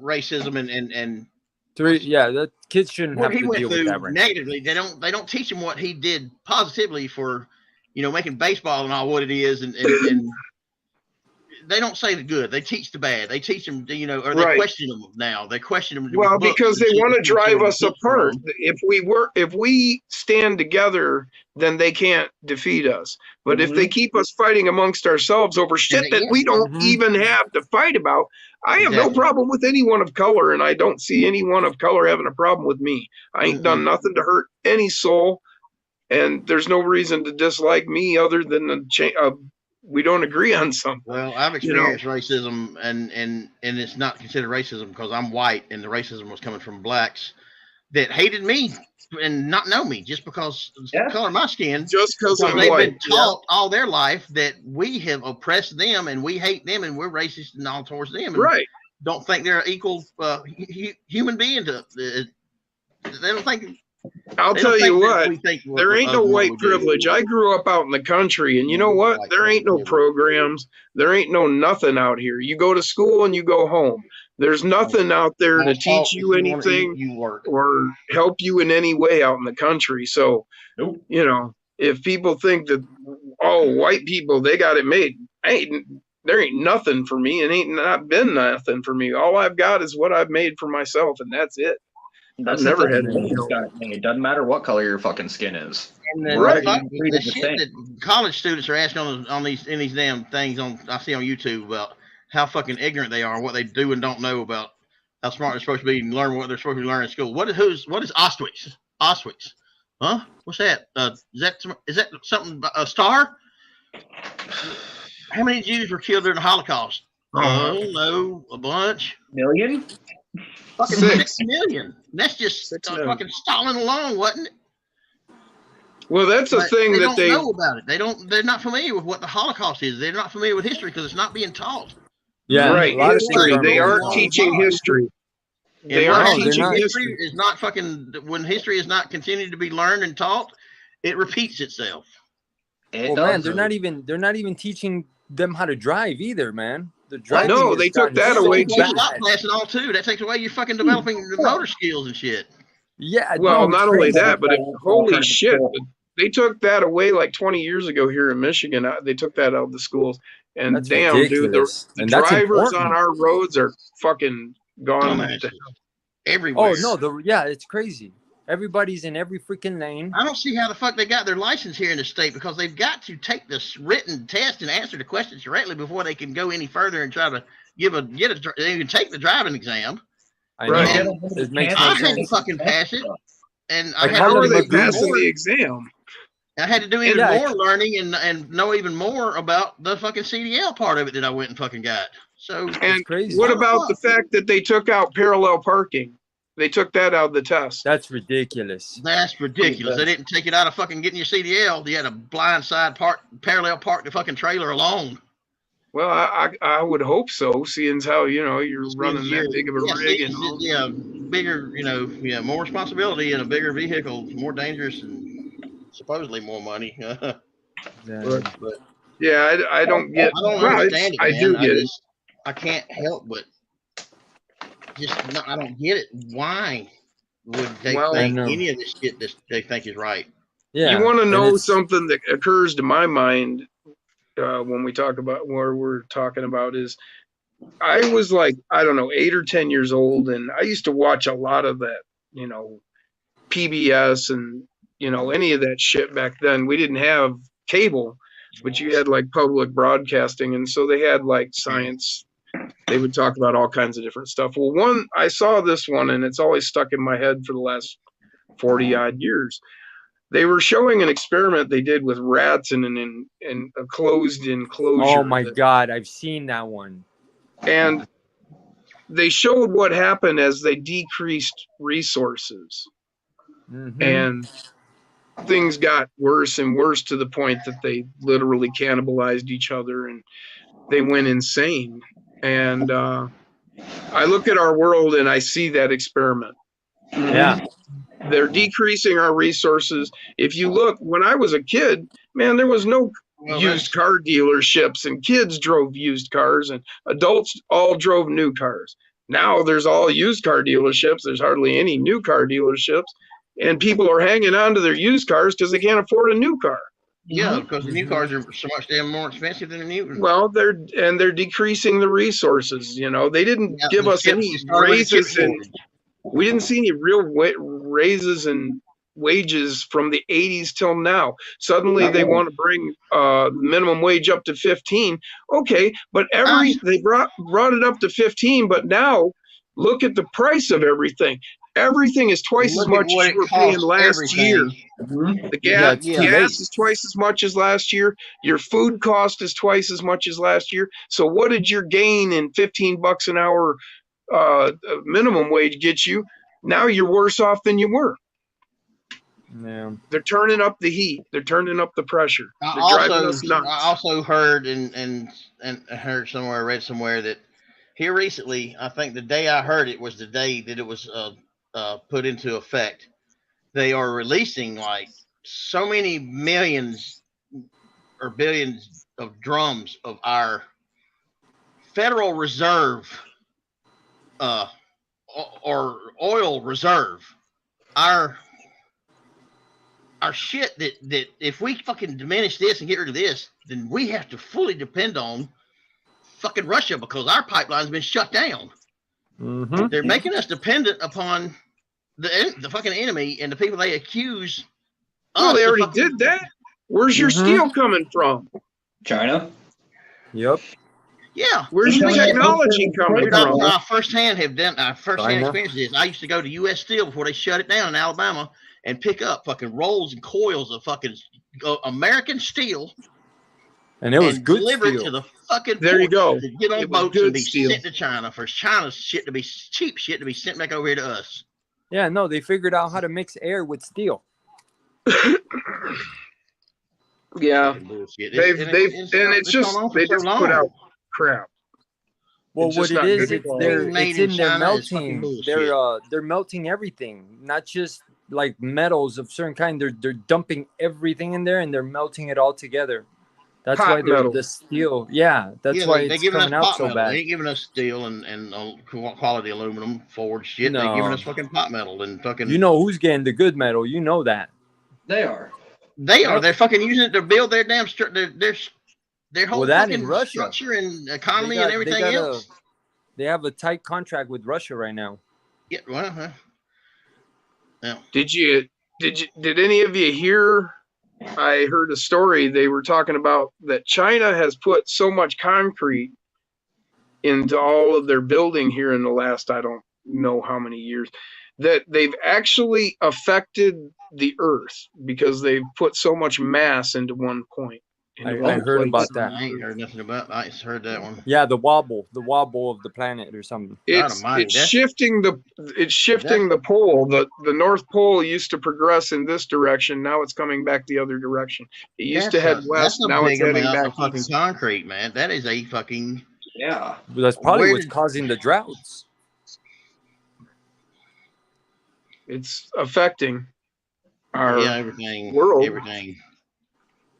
And as far as what they do, these experiments in real life, it's all population control, because they think that if we overpopulate the world, we're gonna fucking all die. Whereas if they're in power, can afford to fucking kill all the weak and fucking old the seniors and the weak off and the fucking kill babies before they're born, then we won't have to worry about the earth being overpopulated. But who is it? I think it's Elon Musk that said that if you figure out how many people there is that's been counted or head counted this whole world compared to the size of the resources in the world around us, then there's no way we could ever overpopulate this earth. It's never a chance. Time and age is going to progress and continue the cycle of birth, life, old age, death. It's going to fucking happen to everybody. Except that they're working on conquering death. Yeah. They're figuring out how to make it so you don't die. They've already figured it out. You're right. There's so many. Supposedly it's the metaverse. Yeah, I was just about to say, Meta's actually figured out a carbon copy of you. Yeah. No, they're actually doing. They've figured out how to stop aging. How to reverse aging is what they're working on. How to stop you from aging so that you would live at, like, say, 30 for however long. Well, back in the day, and and Noah was, how old was Noah? Like several hundred years old. Back in Jesus' time and back in those days of the Bible, before the Bible and before Jesus, that people lived to be 200 or 300 years old. I mean, shit. These Sumerian kings lived to be like 200,000 years old together. I seen that. People. I seen that thing too, Dave. That's that's all real. I don't know. I haven't looked deeply enough into that kind of stuff to know.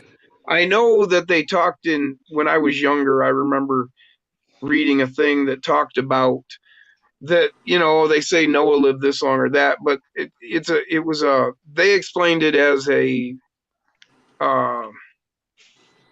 language barrier, that it was mistranslated. Yeah. Now, whether or not that's accurate or whether that was some smokescreen or whatever, I'm not sure what to believe on those things.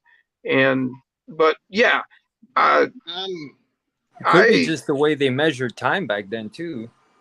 I believe what the Bible teaches us and what the Bible says, the Holy Word of God. But other than that, I can't verify by telling you scripture versus to look up and verify what I believe, because I'm so backslidden and out of practice with and learning, being taught the Bible or reading the Bible, that I'm unsure of myself a lot of times, so I don't speak up and say anything, because I don't want to be fucking a false prophet of any sort. So right, well, you don't find out where it says in the Bible misinformation. Noah's age at one point, but right now I don't want to do it, but I'll get back with you on that if I remember it later.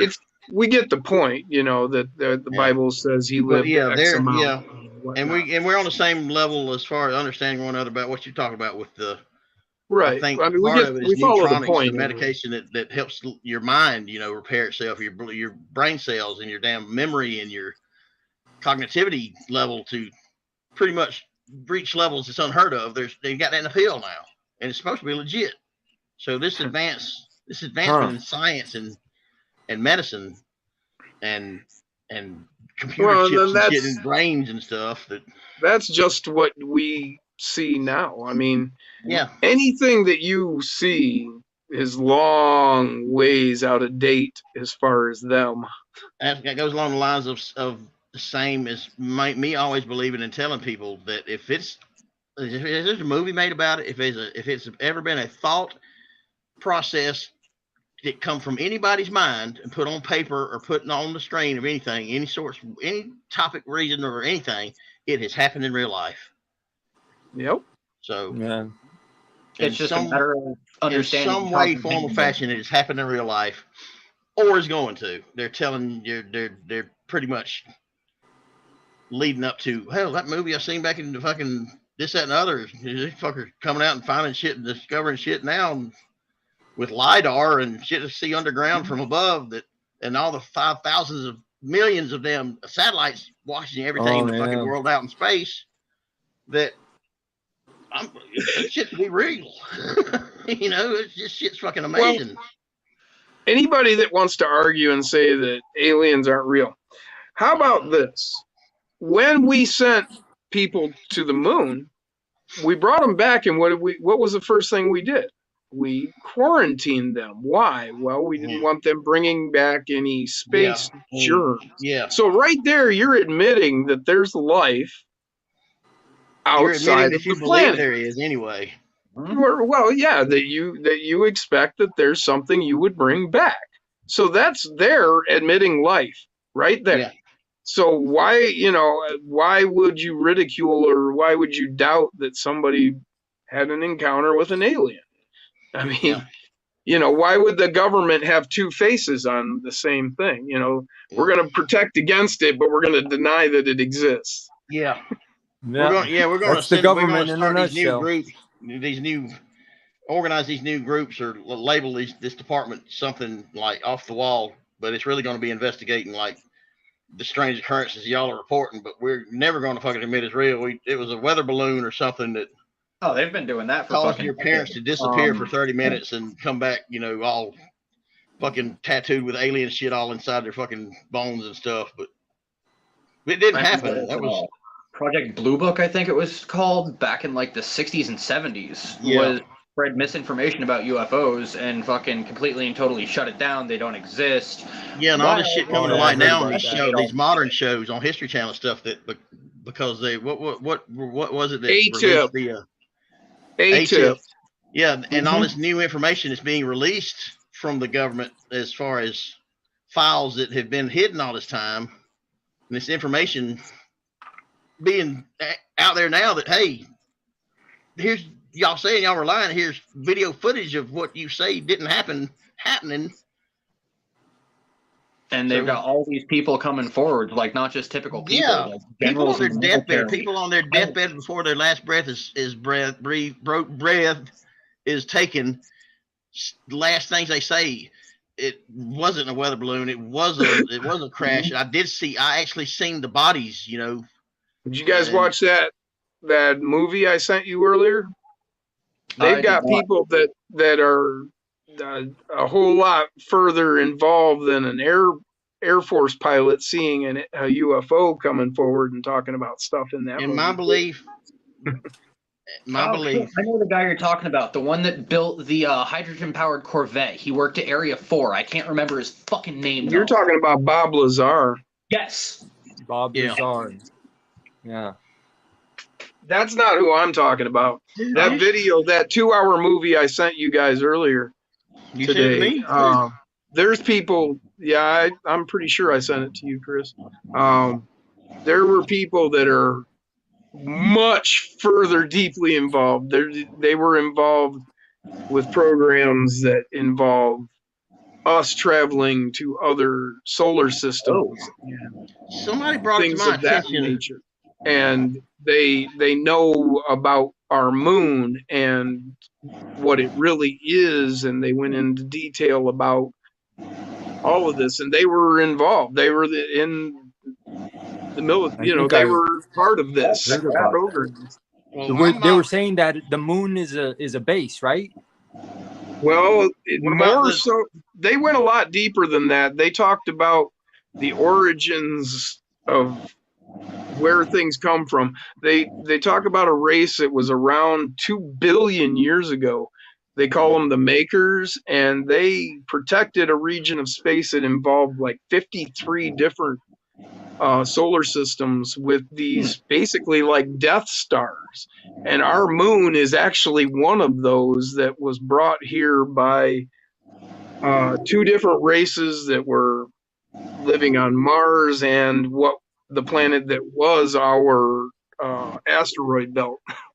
And they were the survivors, and they brought that here and stationed it around our planet and stayed there for quite some time. And then they had a major mishap and they came down to the planet, and it goes on from there. That's crazy. Dude, I was just listening to some crazy stuff last night too about something like that. They were saying that they were measuring the craters, and like even the deepest crater doesn't go past a certain depth of the moon. Like none of the craters do. Right. Like, they stop at a certain distance. Oh shit! Kenny done said it. Kenny said, "How are the pyramids built?" Oh boy. Yeah. Yes, we can see I can see the chat at least, Kenny. I don't know if these guys can. Well, they actually go. I can't. They go into that in that yes, I movie, do. and they talk about that the 2 different. There were the races from the 2 different planets. They were related, but they were, from 2 different planets, and their architecture was somewhat different. And if you look at the pyramids in our world, you get one style with the smooth-sided, and then you get the stepped. Well, you get the stepped in like Asia and then in the Americas, and then you get the smooth-sided in Europe and Africa. And that was the division of the 2 races that came here from those planets and influenced their separate areas that they divided the planet into. Okay, real quick, not my opinion, but my belief, my true belief, being taught of being Christian and involved in Bible and Christian religion all my life. is God created it. If it exists, God created it. He created everything. If there's aliens, there's no mention of it in the Bible. There's no saying there's not aliens or other life out there. And I believe if there is, God had hand in creating it. And maybe that's part of what was left out of the translation of the Bible when we get to the King James version that I was brought up and raised, What about all the books that they know were omitted from the Bible? Yeah. And what was in those? What are we not being told? I don't believe the Bible has been tampered with as far as the word being any false translation. I think there's a lot that's been left out that I would like to know what it said. I would like to know what was in there. You can take anything and leaving out what you want to leave out. You can make anything you can make anything translate different. From what it's supposed to mean. That's why I believe anybody reshape the scripture. Your heart and your damn intuition, I call it, and your teaching and your research, yourself, just research or whatever. You got to believe your heart and your soul yourself. Is what in the 4th century is when the Bible, as we know it, was created. It was taken from thousands of books that were from all different sects of Christianity. And they shaped it to say what they wanted to and to suit their needs. They wanted a male-dominated patriarchal society that they could control the people, and they wrote a book that said that. Now, the stories they used, well, those are considered true in scripture and whatnot, but they twisted it to make it what they wanted, in my opinion. I get that. I've considered that. And I'm open-minded enough to not disbelieve that. But leading up to what I was getting at as far as age, how old people... That doesn't make Christ any less of a good person or having a proper and good message. I'm not saying that. I'm just saying that book was used to subjugate the world. Yeah. And that's why holy wars are the most dangerous and violent and damn bloody. That's because man is a fearful animal and he doesn't know what's going to happen to him when he dies. So he has created religion to explain those things. And when you start messing with a man's religion, you're messing with what he believes is going to happen to him in the afterlife. You're messing with what has made him what he is. Yeah. To the point where he's being challenged or whatever. But yeah, I get that. That goes deep. That's digging deep right here to fucking insult and have somebody want to attack and kill and destroy and erase you because whatever. But according to Genesis 7 verse 6, Noah was 600 years old when the floodwaters came on the earth. This is reiterated in verse 11. Well, lasted about a year in Genesis 8:13, and we believe by the first day of first month of Noah's 600 and first year, the water had dried up from the earth. Sums it up, after the flood, Noah lived 350 years. In total, 950 years when he died. Damn. That's according to the Bible, to the King James Version of the Bible. So that answers the question I even had for myself and wanted to verify about how old Noah lived to be. I knew it was up there. I didn't know it was 950 freaking years. Though. That's crazy. But to go from that possibility of a human to an average lifespan of what is it nowadays? 70s, mid 70s, late 70s, 76, around that area? Yeah, like 76, 78. You know, we start pushing the 70 number. You need to start getting your shit. Actually, it has started to decline. Decline, yeah. Has it in the analytics or whatever? Analytics. It's been a minute too. It ain't been like just a year. It's been several years that we've been on the decline now. Yeah. And what's it at right now? I don't know. I mean, it's not like it's gone down that much, but it is on the decline, and it's a trend. It's not something that just dipped and then. Yeah. It's a steady decline. We have peaked and we are on the decline. Current average human lifespan is 72.6 years. Dang. And 72. Can you look and see what the peak was? What was the highest? I guess we can do what everybody hates hearing on these groups is Google it. That's funny. Talking about everything except RCs. Yeah, I know. That's we gone off, but it is 2:00 in the mornings. That's still early. I got at least another hour and a half before I start really getting where my nap needs to start happening.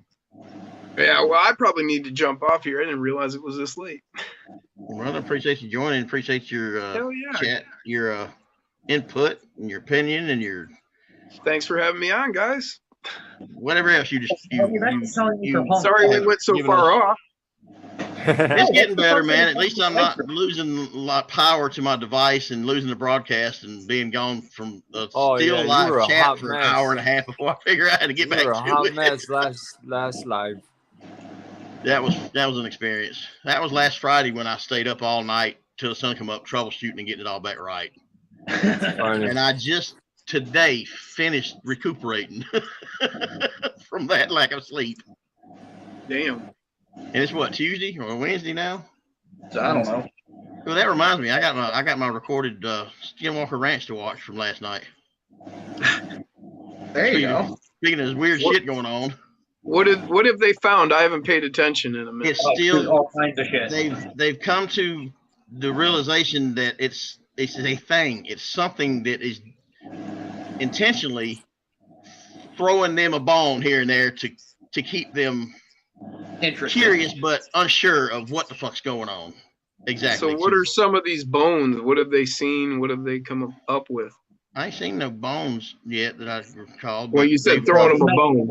Throwing them a bone. Like, for instance, like, what do they call them? What do they call them? They don't call them UFOs. They call them something else. But a light or whatever, a UFO in the sky, unidentified flying object, or whatever they call them, on camera, and they see it with their own eyes, and have witnesses with them to see this kind of shit, and odd shit going on, like all of a sudden you get a headache, and dude is a regular on there that when he got it from digging, the doctor said they didn't have a clue what was going on. His brain was swelling and all this pressure in his head. Yeah, I've seen all that stuff. People have similar episodes of shit like that with their damn head starting to hurt and having to be put in a outside metal shed or a storage halo or whatever all around, or it insulates some of this odd shit from hitting them so bad, so they could decide whether or not they need to be taken off property to a hospital.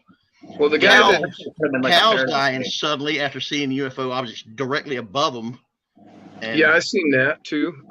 The guy with the damage to his head, they said what they determined, he was hit with microwave. Yeah, microwave or radiation of some sort. It spurts hitting them like it does and making their meters go fucking crazy just by fucking them digging a hole or starting to bulldoze a line or something across the property. Yep. In areas I've seen all of that. I just wondered if they'd had anything hard evidence or anything. Witnesses coming forth and verifying that they have seen portals open up. Yeah. And shit come out of them. Okay. But no explanation as to proving it or having any idea of what the fuck the portal is leading to or coming from or what the hell it is. You know, they say this looks like disturbances across a treetop that look like something that's cloaking or camouflaged by its surroundings, just moving, you know, across like a distortion.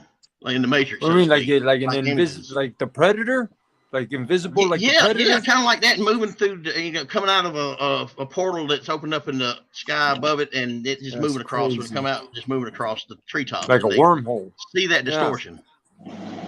So something's going on, and I think if it's anything, it's with going along my belief in God and my religion is it's demons.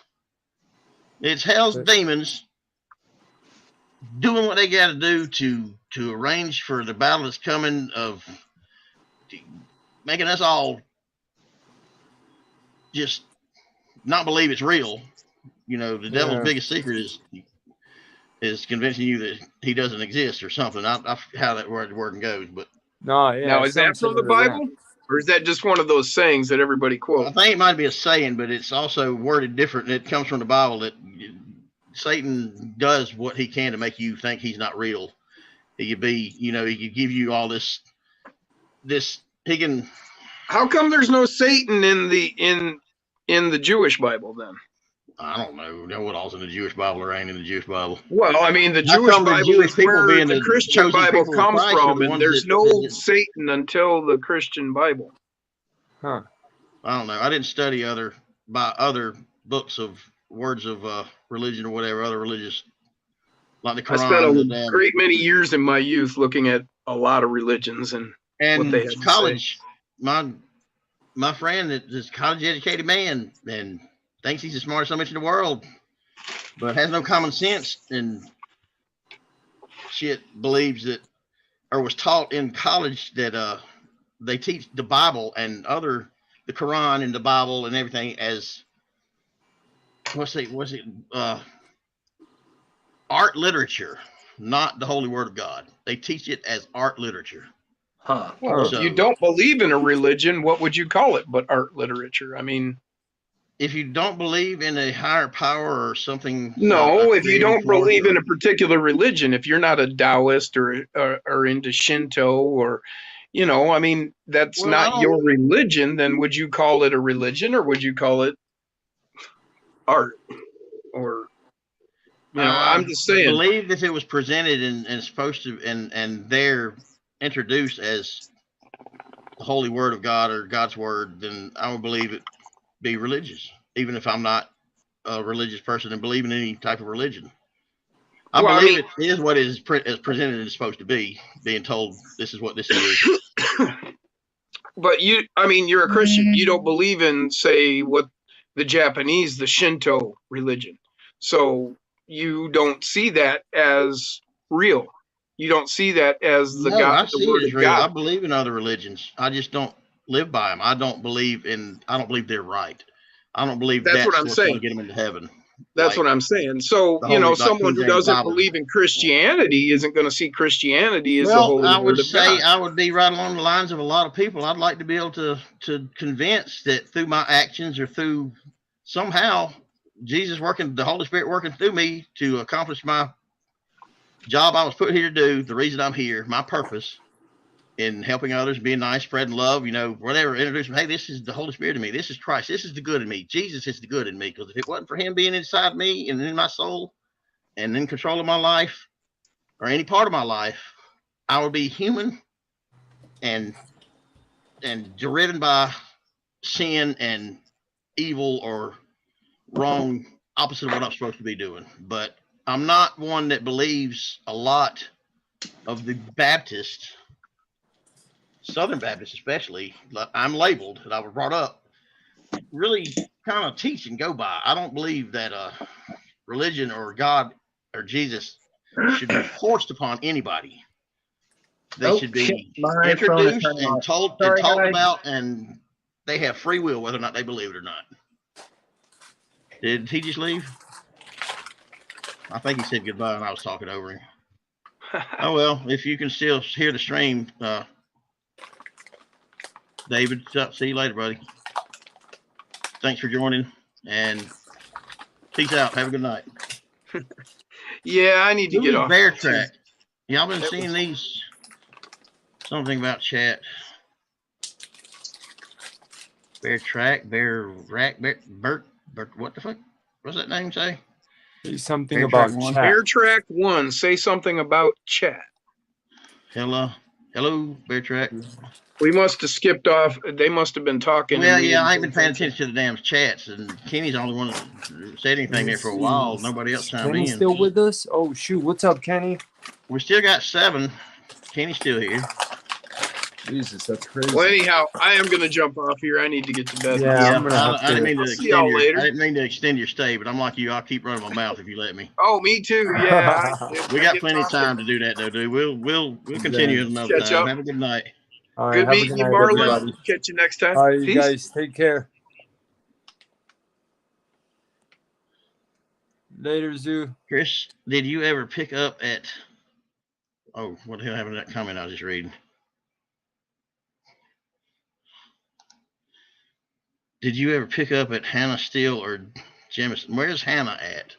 Where are those two places at?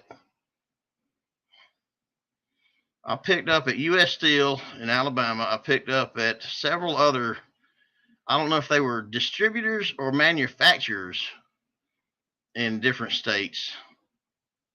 And every time I hauled steel anywhere, it was more than likely 95% of the time going to a port to be shipped off to fucking China.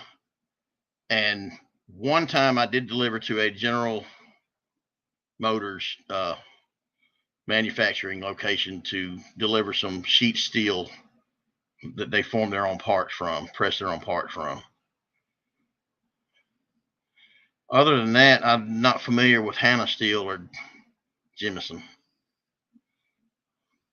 I think Alcoa, they're a manufacturer. They did a lot of brass, copper, stuff like that. I hauled out of the copper, fuck, what do they call it? What do they call it when they dig for copper? Shit. Man, I'm getting stupid, y'all. And I ain't even stoned.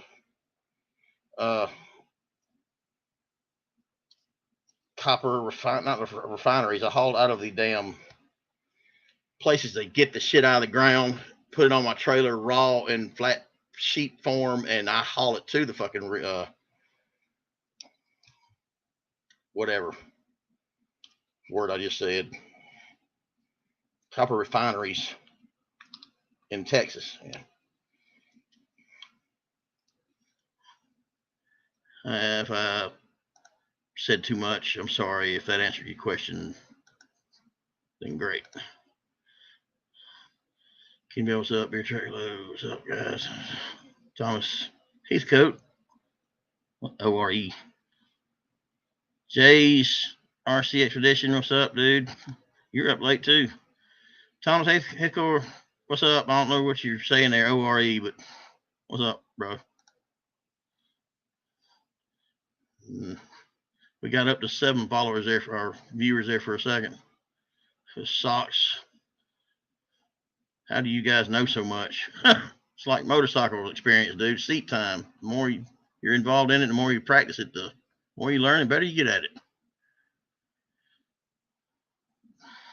Garden, AI, Tuscaloosa, Alabama.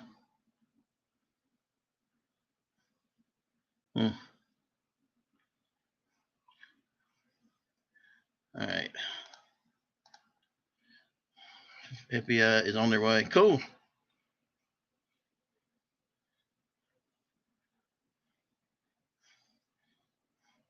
I don't trust the FBI either. They're probably here to frame me, lock me up, take me away. Y'all need to hear from me again. I don't even know what I said. Probably something I posted on a message, a private message on my phone somewhere. Something to do with insulting Biden or something. Sure, the raw form is ore. Raw form is ore. Yeah. I've hauled the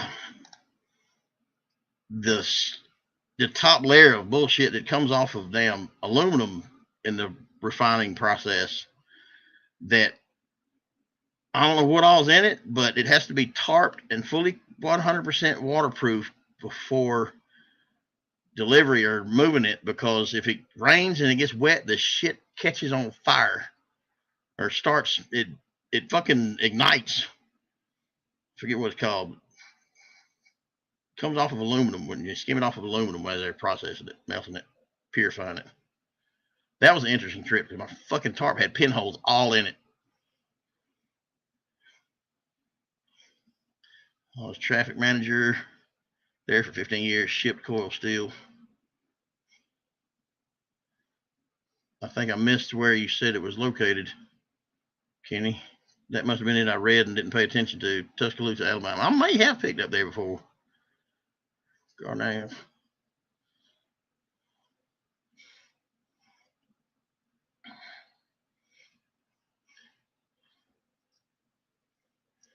And then the funnest part of my truck driving career was after I parked our own truck, me and my dad owned, and I ran.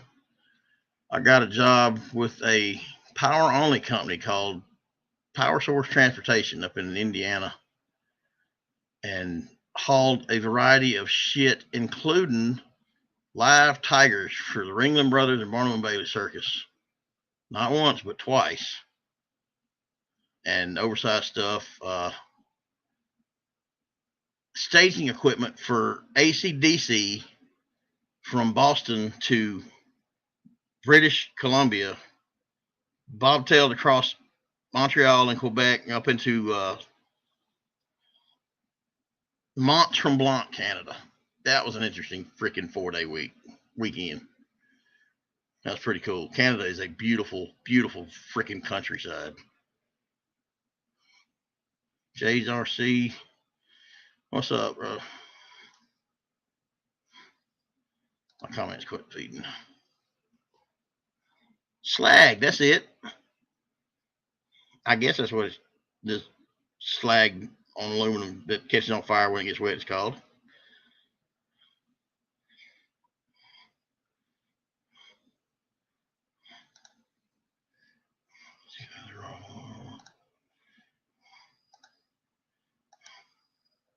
Who was that? Thomas. Thomas Heathcote. Where are you located, Thomas? Slog. Kenny Bells. I think that was somewhere in Alabama. I picked that shit up too, actually.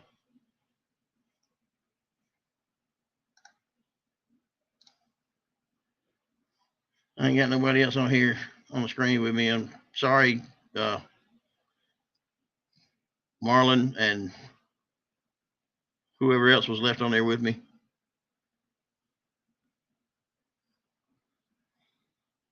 Iowa. Been through Iowa a good bit. Good many times. Not too often, though, or not too many times. I don't think I recall it being a very exciting state to travel through in a truck. Not in the routes I took through it anyway.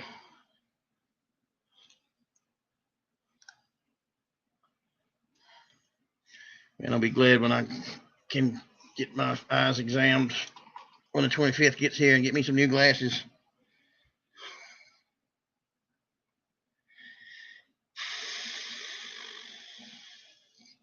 Mostly cornfield. Yeah, I remember that. Dude, yeah, really. A lot of that countryside in that state is cornfields on the path of the interstate anyway.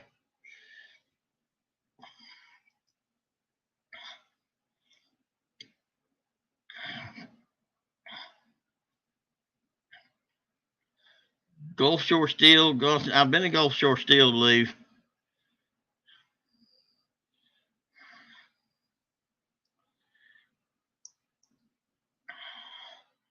Hauled a lot of steel when I was leased our truck to CRST Malone flatbeds. Hauled a lot of damn steel coils. And man, there's so many people that just, I don't know if they didn't follow instructions or they were too dumb to absorb it in and remember how to do it correctly. But I'm sorry, if you've got a single 50,000 pound coil loaded suicide, that's rolling front and rear, forward and backwards, on your damn trailer, I think I would want to verify with someone, multiple people actually, if I had it secured correctly and well enough where that son of a bitch wasn't coming through that cabin killing me during a lockup or any kind of accident. But you would be so surprised at how many people we had on a weekly fucking basis of CRST Malone lose their damn jobs because steel coil accidents from taking corners too sharp, whatever. Those coils managing to come off of those trailers and do millions of dollars worth of damage to bridges, highways, vehicles. I was a flyover state.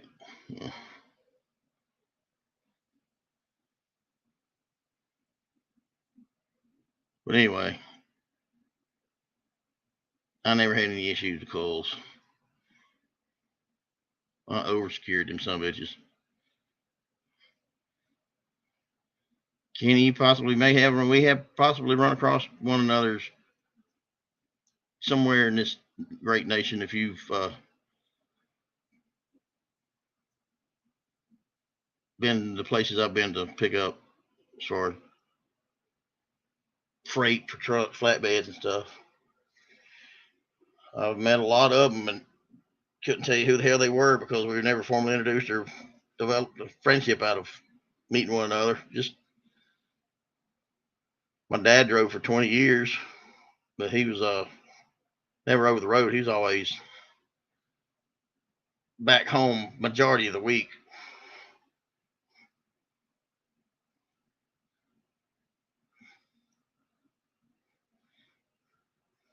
At least 10 chains.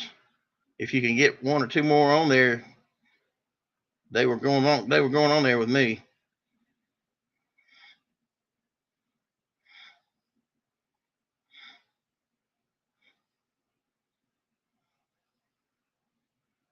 And the damn chain, what the fuck, them things. I use ratchet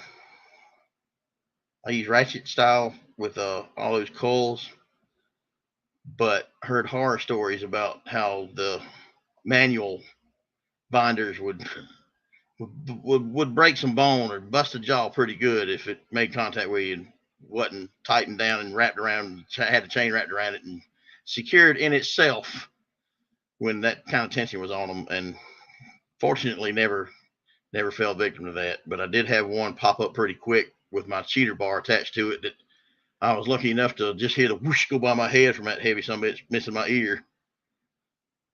It was kind of funny afterwards.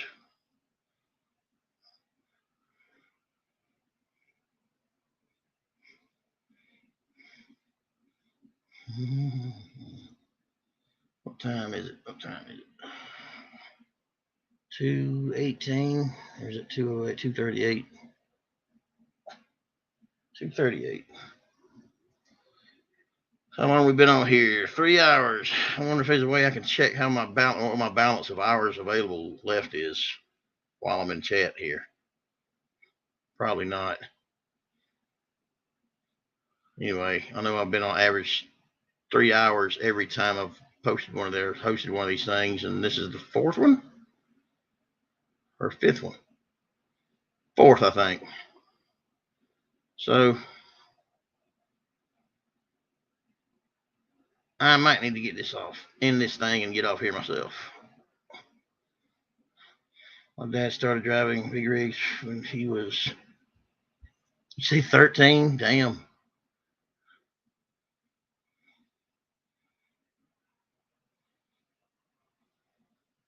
I enjoyed it. I enjoyed the travel. I got upset and burnt out and began to be disappointed in the laws and rules and regulations and shit in each state, especially California. I never want to go back to California in a fucking semi as long as I live.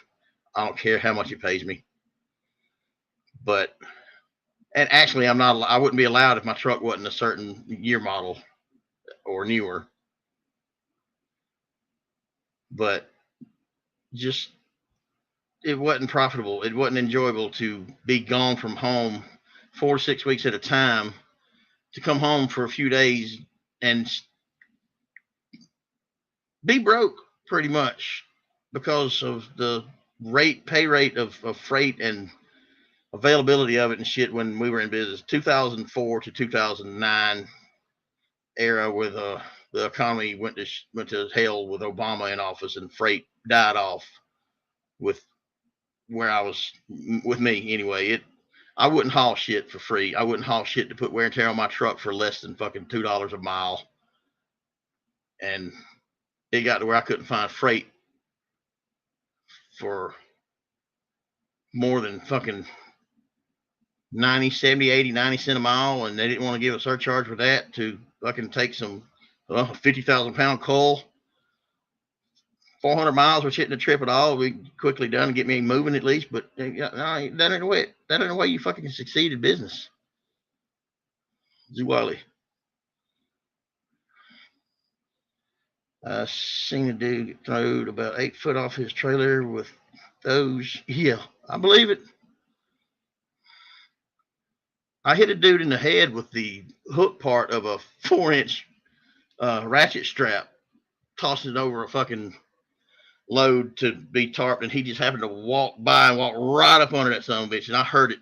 Dong! Oh, fuck. I went over, his fucking head was cracked and bleeding, dude. Oh my God. That was a bad day for him, and I felt so bad for it. I know that shit hurt too.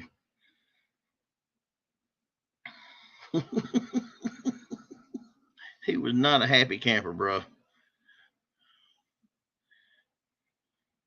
And I was wrong for having my strap rolled up with that being what I know. It makes it easier to get it over the payload and over the tarps and all back down to the other side to get, but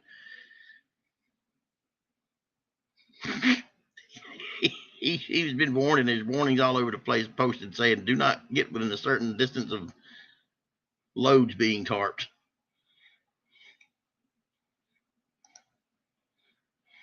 Install E-log and EPA. I think we talked about that the other night. I'm familiar with E-log, but never been required to use it. How old are you, man? Are you my age or are you older? How old are you, Kenny?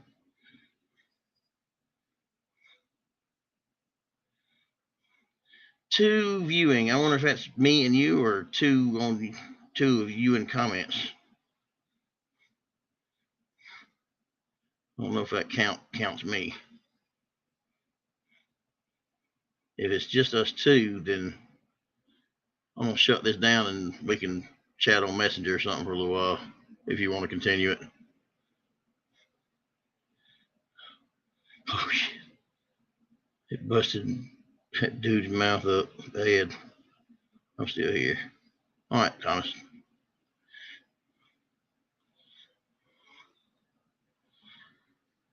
So, Thomas, have we chatted on Messenger before?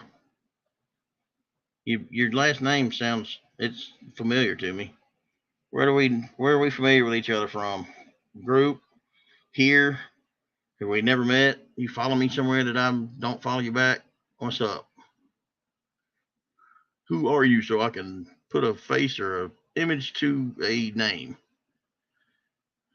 Yeah, Kenny, we're the same age. I'll be 51 in September. Here recently, Thomas?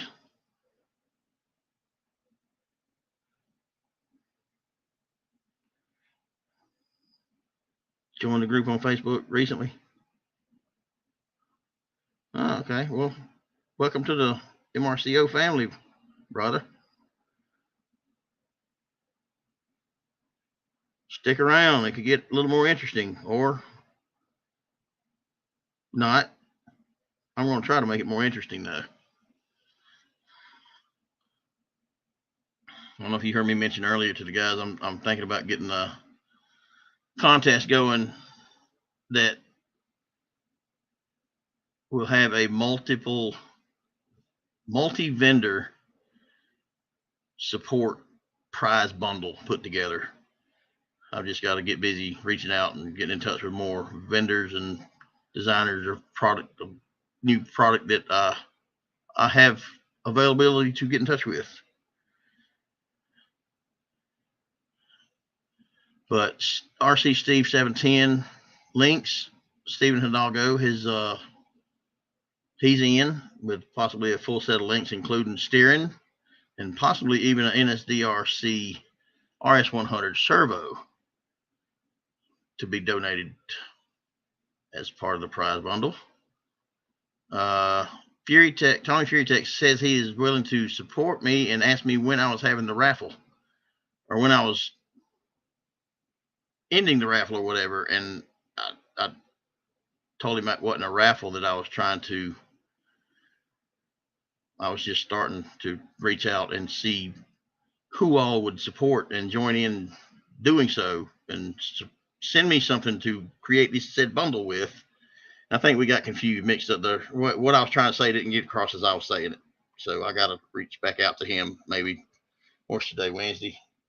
I might try today. If not, I'll try to by the weekend and touch base with him again and see if we can get Fury Tech involved with something by giving away an ESC, a Lizard Pro or something, or chassis that they've come up with designing or whatever the hell he would give in, you know.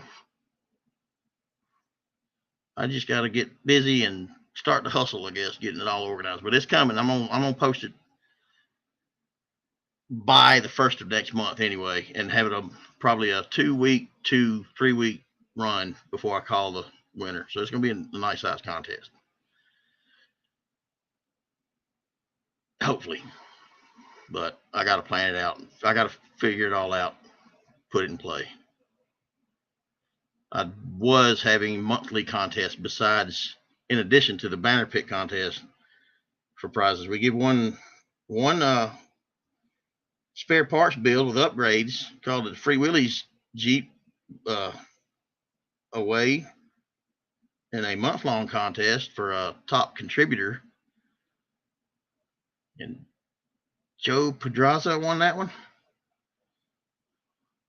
And I've given away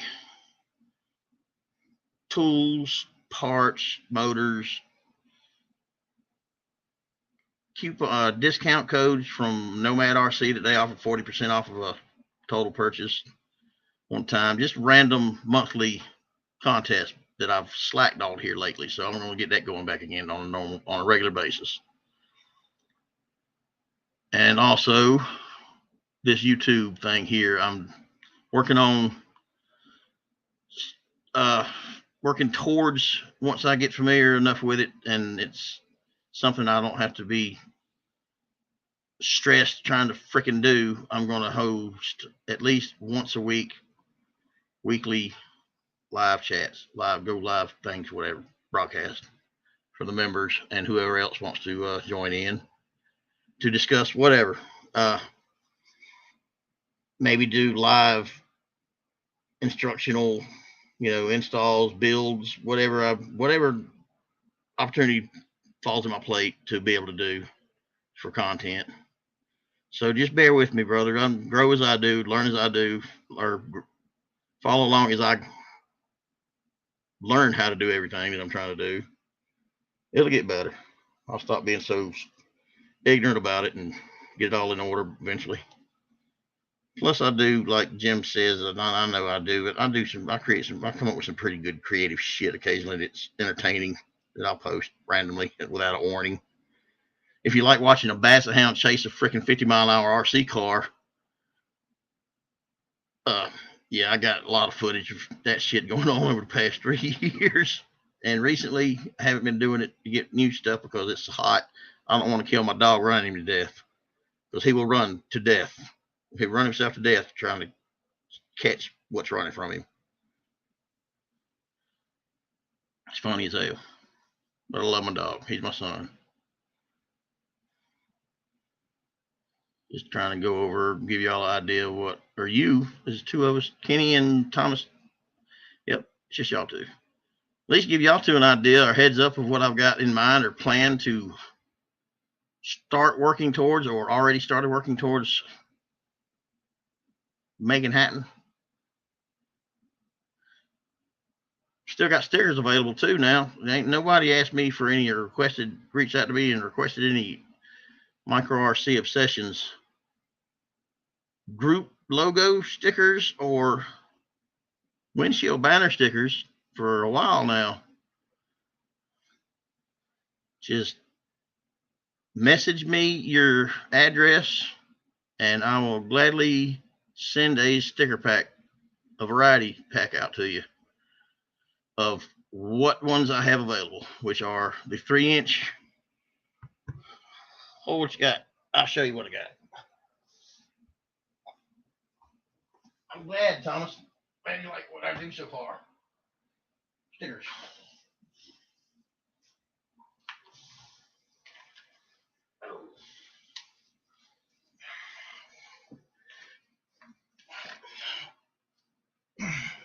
Oh, shit. Oh, can't sit in the chair too, Kenny. Look here. Can you tell how thick that envelope is? It's got like 1,000 stickers in it, so you do your sticker bomb ordeal with. And I put plenty of freaking postage on it, so as soon as I put it in the mailbox tomorrow, it should get to you in a few days. Got a few others addressed to go out. And got all the stickers separated in baggies to help be a little quicker at getting to and putting together. To really like it. I have Blizzard Pro currently in. I really like it. Kenny Bell, 51 December. Thank you recently. Okay. There's the 3-inch pre-cut or whatever. You just can't see the cut around them now, but they're 3 inches from edge to edge on the bottom outside of the text to give you an idea of what they are in real life size looking, whatever. So you 3 of those. Kenny, I think I got like 30 of them in yours. But we have an agreement. You're going to do something that's representing the hell out of the group. I've got the 3/4 inch scale ones. See how tiny those are. And this camera video footage or image is not giving it any justice as to the quality and detail of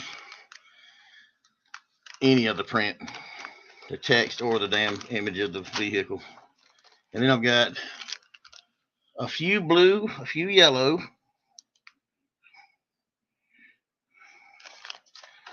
a bunch of red, and a few white of the banner style.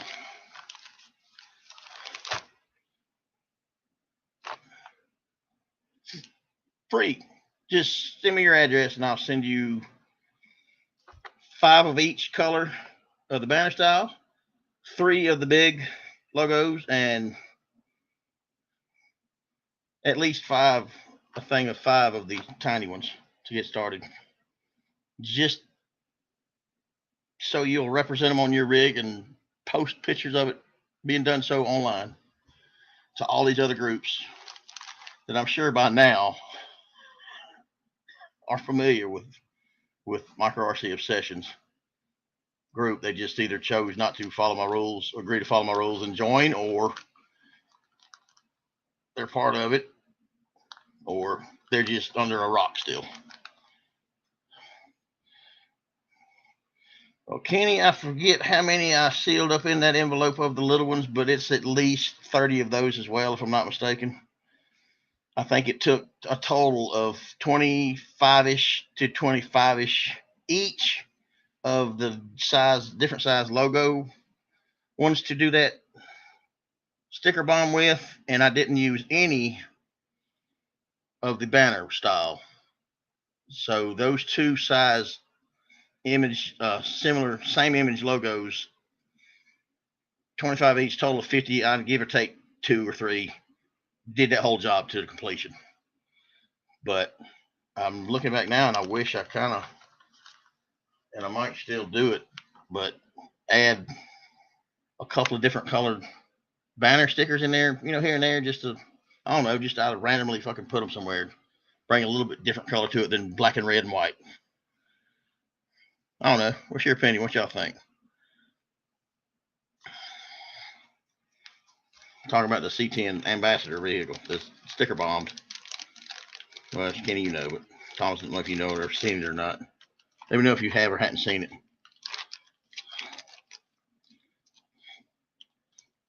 Kenny, was that you that Benjamin Carpenter or somebody told you in another group that was a group that I should just usually check it out, and then he told me about it, so I went and found the comment or the post and seen it on a Gladiator, and the comment or the text was Mofo RC Obsessions. And I said, no, it's micro and it's a group. My C10 that I've got sticker bombed with these 2 different size logo stickers, and it looks like a wrap. I did a good job of it.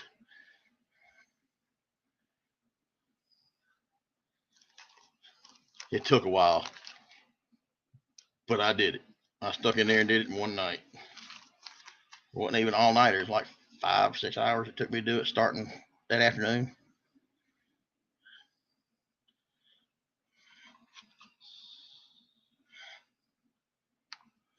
Oh, you haven't seen it, really? Well, I'm going to show it to you best I can on this bullshit camera here, and also direct you to a link or two of much better quality pictures of it.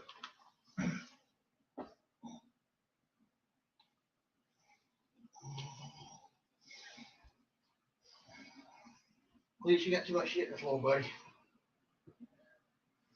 Combined with the shit I've got in the floor beside it to crawl over, making it difficult for Daddy to navigate the bedroom now without tripping over something.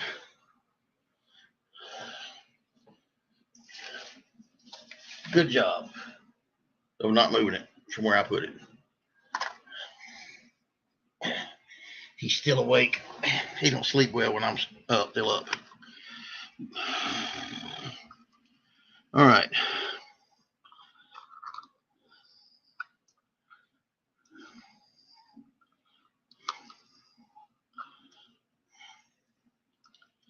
The detail on the grill, the roll bar, everything was removed, painted black, cut around,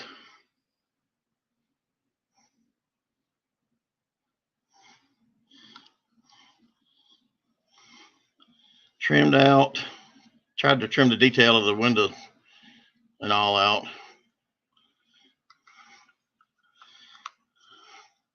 To create the MRCO Ambassador C10 SDX 24 C10 and Hooker's Garage. I like supporting him. I like helping him get up and started and better known.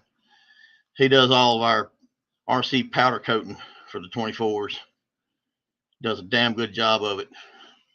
I recommend anybody that wants some different color and powder coating done to anything on their SDX 24s or any other small scale RC parts to reach out to him and get in touch. He is one who told me at one time that his father always told him and brought him up to give more than he receives in life, and he practices that very well. Anyway, that's my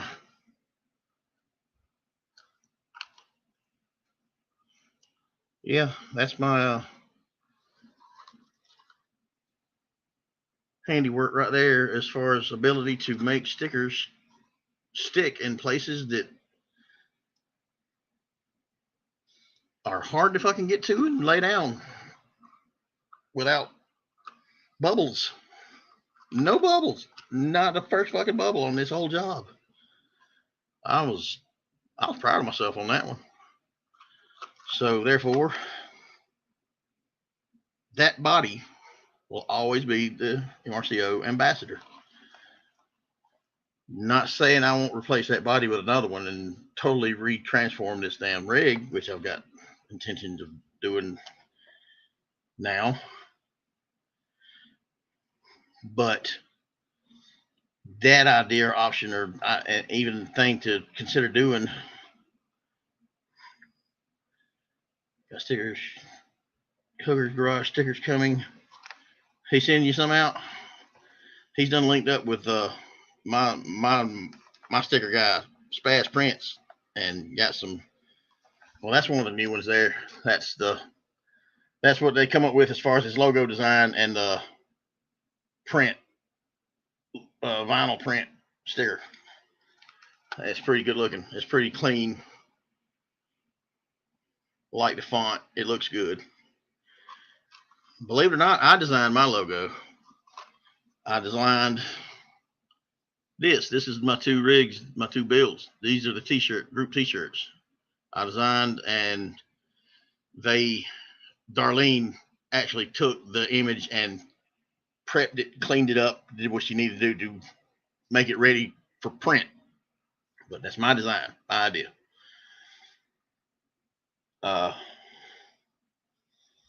What else? That's all the stickers I've ever had printed. That's it. I had another variation of that tiny scale logo when printed up, about 4,000 of them. Matthew Sutton supposedly had printed up at his works print shop and sent to me, but I've never to this day received them, and he's hadn't mentioned anything about it lately. They got lost in transit somewhere between Prince George, British Columbia, and Byron, Georgia. And that's a big damn amount of stickers to just fall out of the truck somewhere. 5,000 of them. That's a thick envelope. Comp bodies from back in the day. I don't really. I've got a collection of. I got two Iceberg RC 63 Bronco for SX24 bodies that's both been painted, and I just can't. I don't like them. I don't like his bodies. They're too thin and flimsy, difficult to work with, and they don't look as good to me or detailed as the Lexan molded bodies that are available from Proline and the hard body stock Bronco. I love that. I had to have that. I'm a Bronco fan, and they come out with that hard body. I had to have that some bitch, mainly because of the damn body. But comp bodies, I've never had. I've never had a caged or bouncer design style or rock racer style chassis build, because I'm not neat enough to be able to cram all the wiring it would take for me to have everything I want on it in that sumbitch without it hanging out everywhere and just looking stupid and unprofessionally done. And I'm too OCD to allow anything like that to be seen or known of if I have built it. That'd be an embarrassment to me. That's just me. That's me being my own worst critic. I don't care how capable or badass the rig turned out to be. I couldn't look at it. It's just me. And I don't do it to please others. I do it because it's something I do for myself, and just if others like it, I enjoy sharing it with them, because if I can inspire anybody in any way, that's helping. Hey, I'm here to help. You know, I'm not a perfect person. I'm still a sinner. I still have my vices, so to speak, that I need to change before I stand before the Lord and answer on Judgment Day. But I'm ready to do it. I admit it. I'll answer for him, and I'll admit every one of my sins. But I'm just human. I'm born of sin. I'm not a preacher. I've had discussions and things trying to convince me that what I do sometimes is actually a form of ministry, but I'm not a minister. I don't try to be.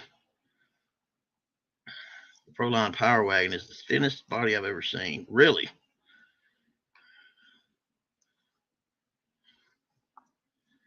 I have a cliffhanger body on. Who makes that cliffhanger body? Is that? I know that's the version I'm talking about is the printed one. The molded one I keep seeing, the Lexan one that everybody's got. And I've seen variations of it that people have 3D printed, but who makes that? Is that the Proline body too? It's cool. I like it, but I wouldn't have it because everybody's building that fucking same build. I don't want to build the same thing everybody else is building and use the same body. I don't care how many different colors I can put on it to be different.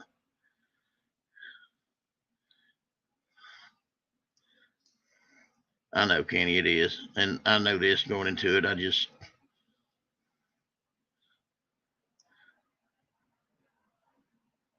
don't know where I'm trying to go with it. I'm just letting you know, opening up to you a little bit, letting y'all know the type of person I am. I'm an open book, man. I don't y'all think I'm hiding anything from y'all or actually a true life serial killer in real life or something.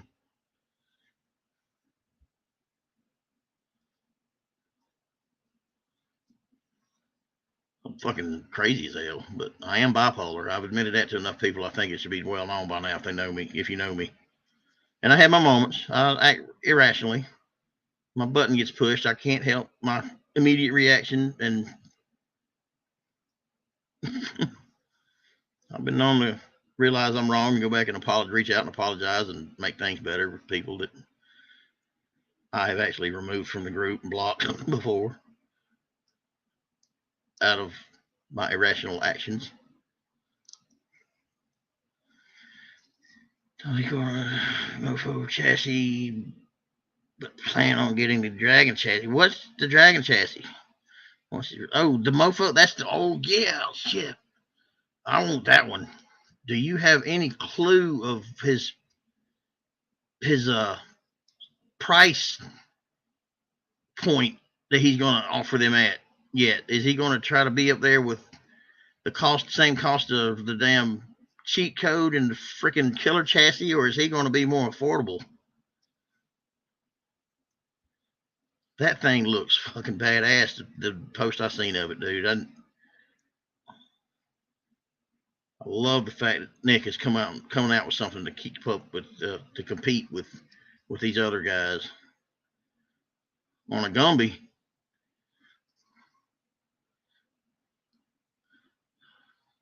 What's a Gumby? Talking about Gumby, or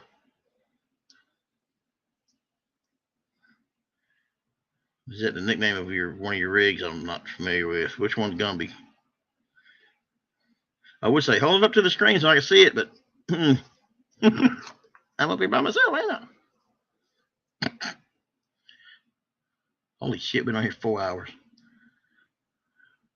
Hey, I can start a group chat with Thomas and Kenny and on Messenger, and we can continue it there, and I can log out of here. Let's do that. Y'all up for continuing this conversation? I'll send y'all out a group invite to a little private chat or something on Messenger.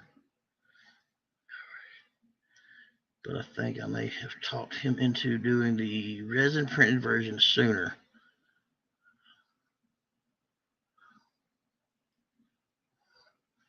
Chassis.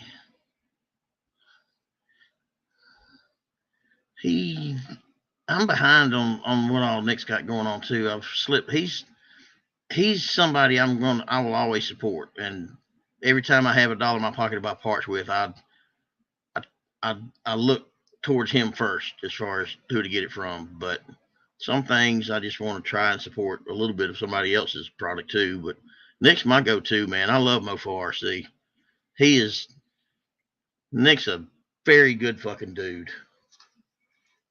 He gives away a lot of shit too, man. Let me try to find y'all on Messenger before I get out of here, Thomas. On my phone. Shit. Wrong app.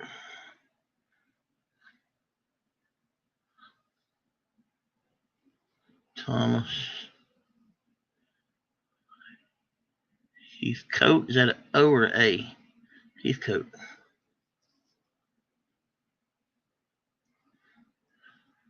Oh my God, there's a bunch of Thomas Heathcotes on fucking Messenger. I'm gonna have to search through your profile on the group.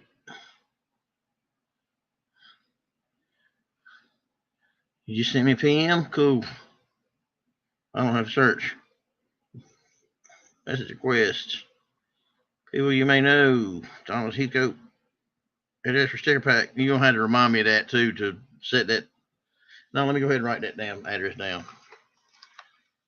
I'll take care of that right now, bro, because I will forget to damn set the messages unread. So I'll see it in the morning and remember, but it happens. Even if I don't forget. Fuck, where'd my pencil go?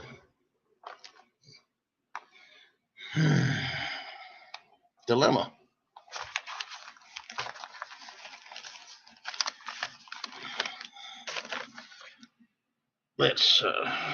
Let me do this first.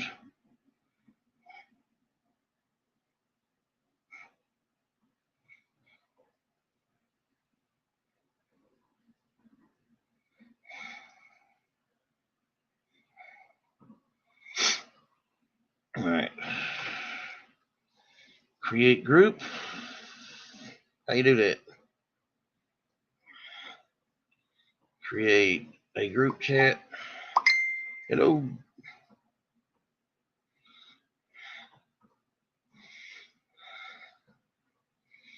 And we want Thomas.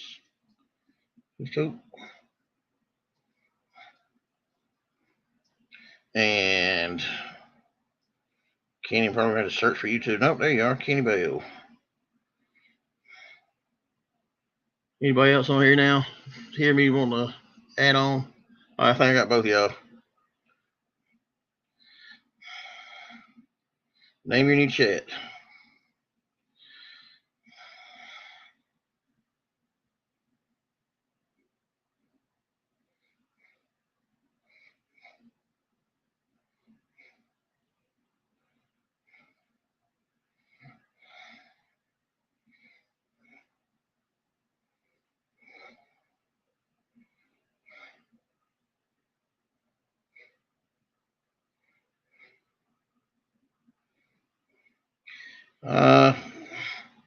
Just naming it continued from live chat. So y'all know what it's me. Y'all know it's me when y'all see it. Create. All right.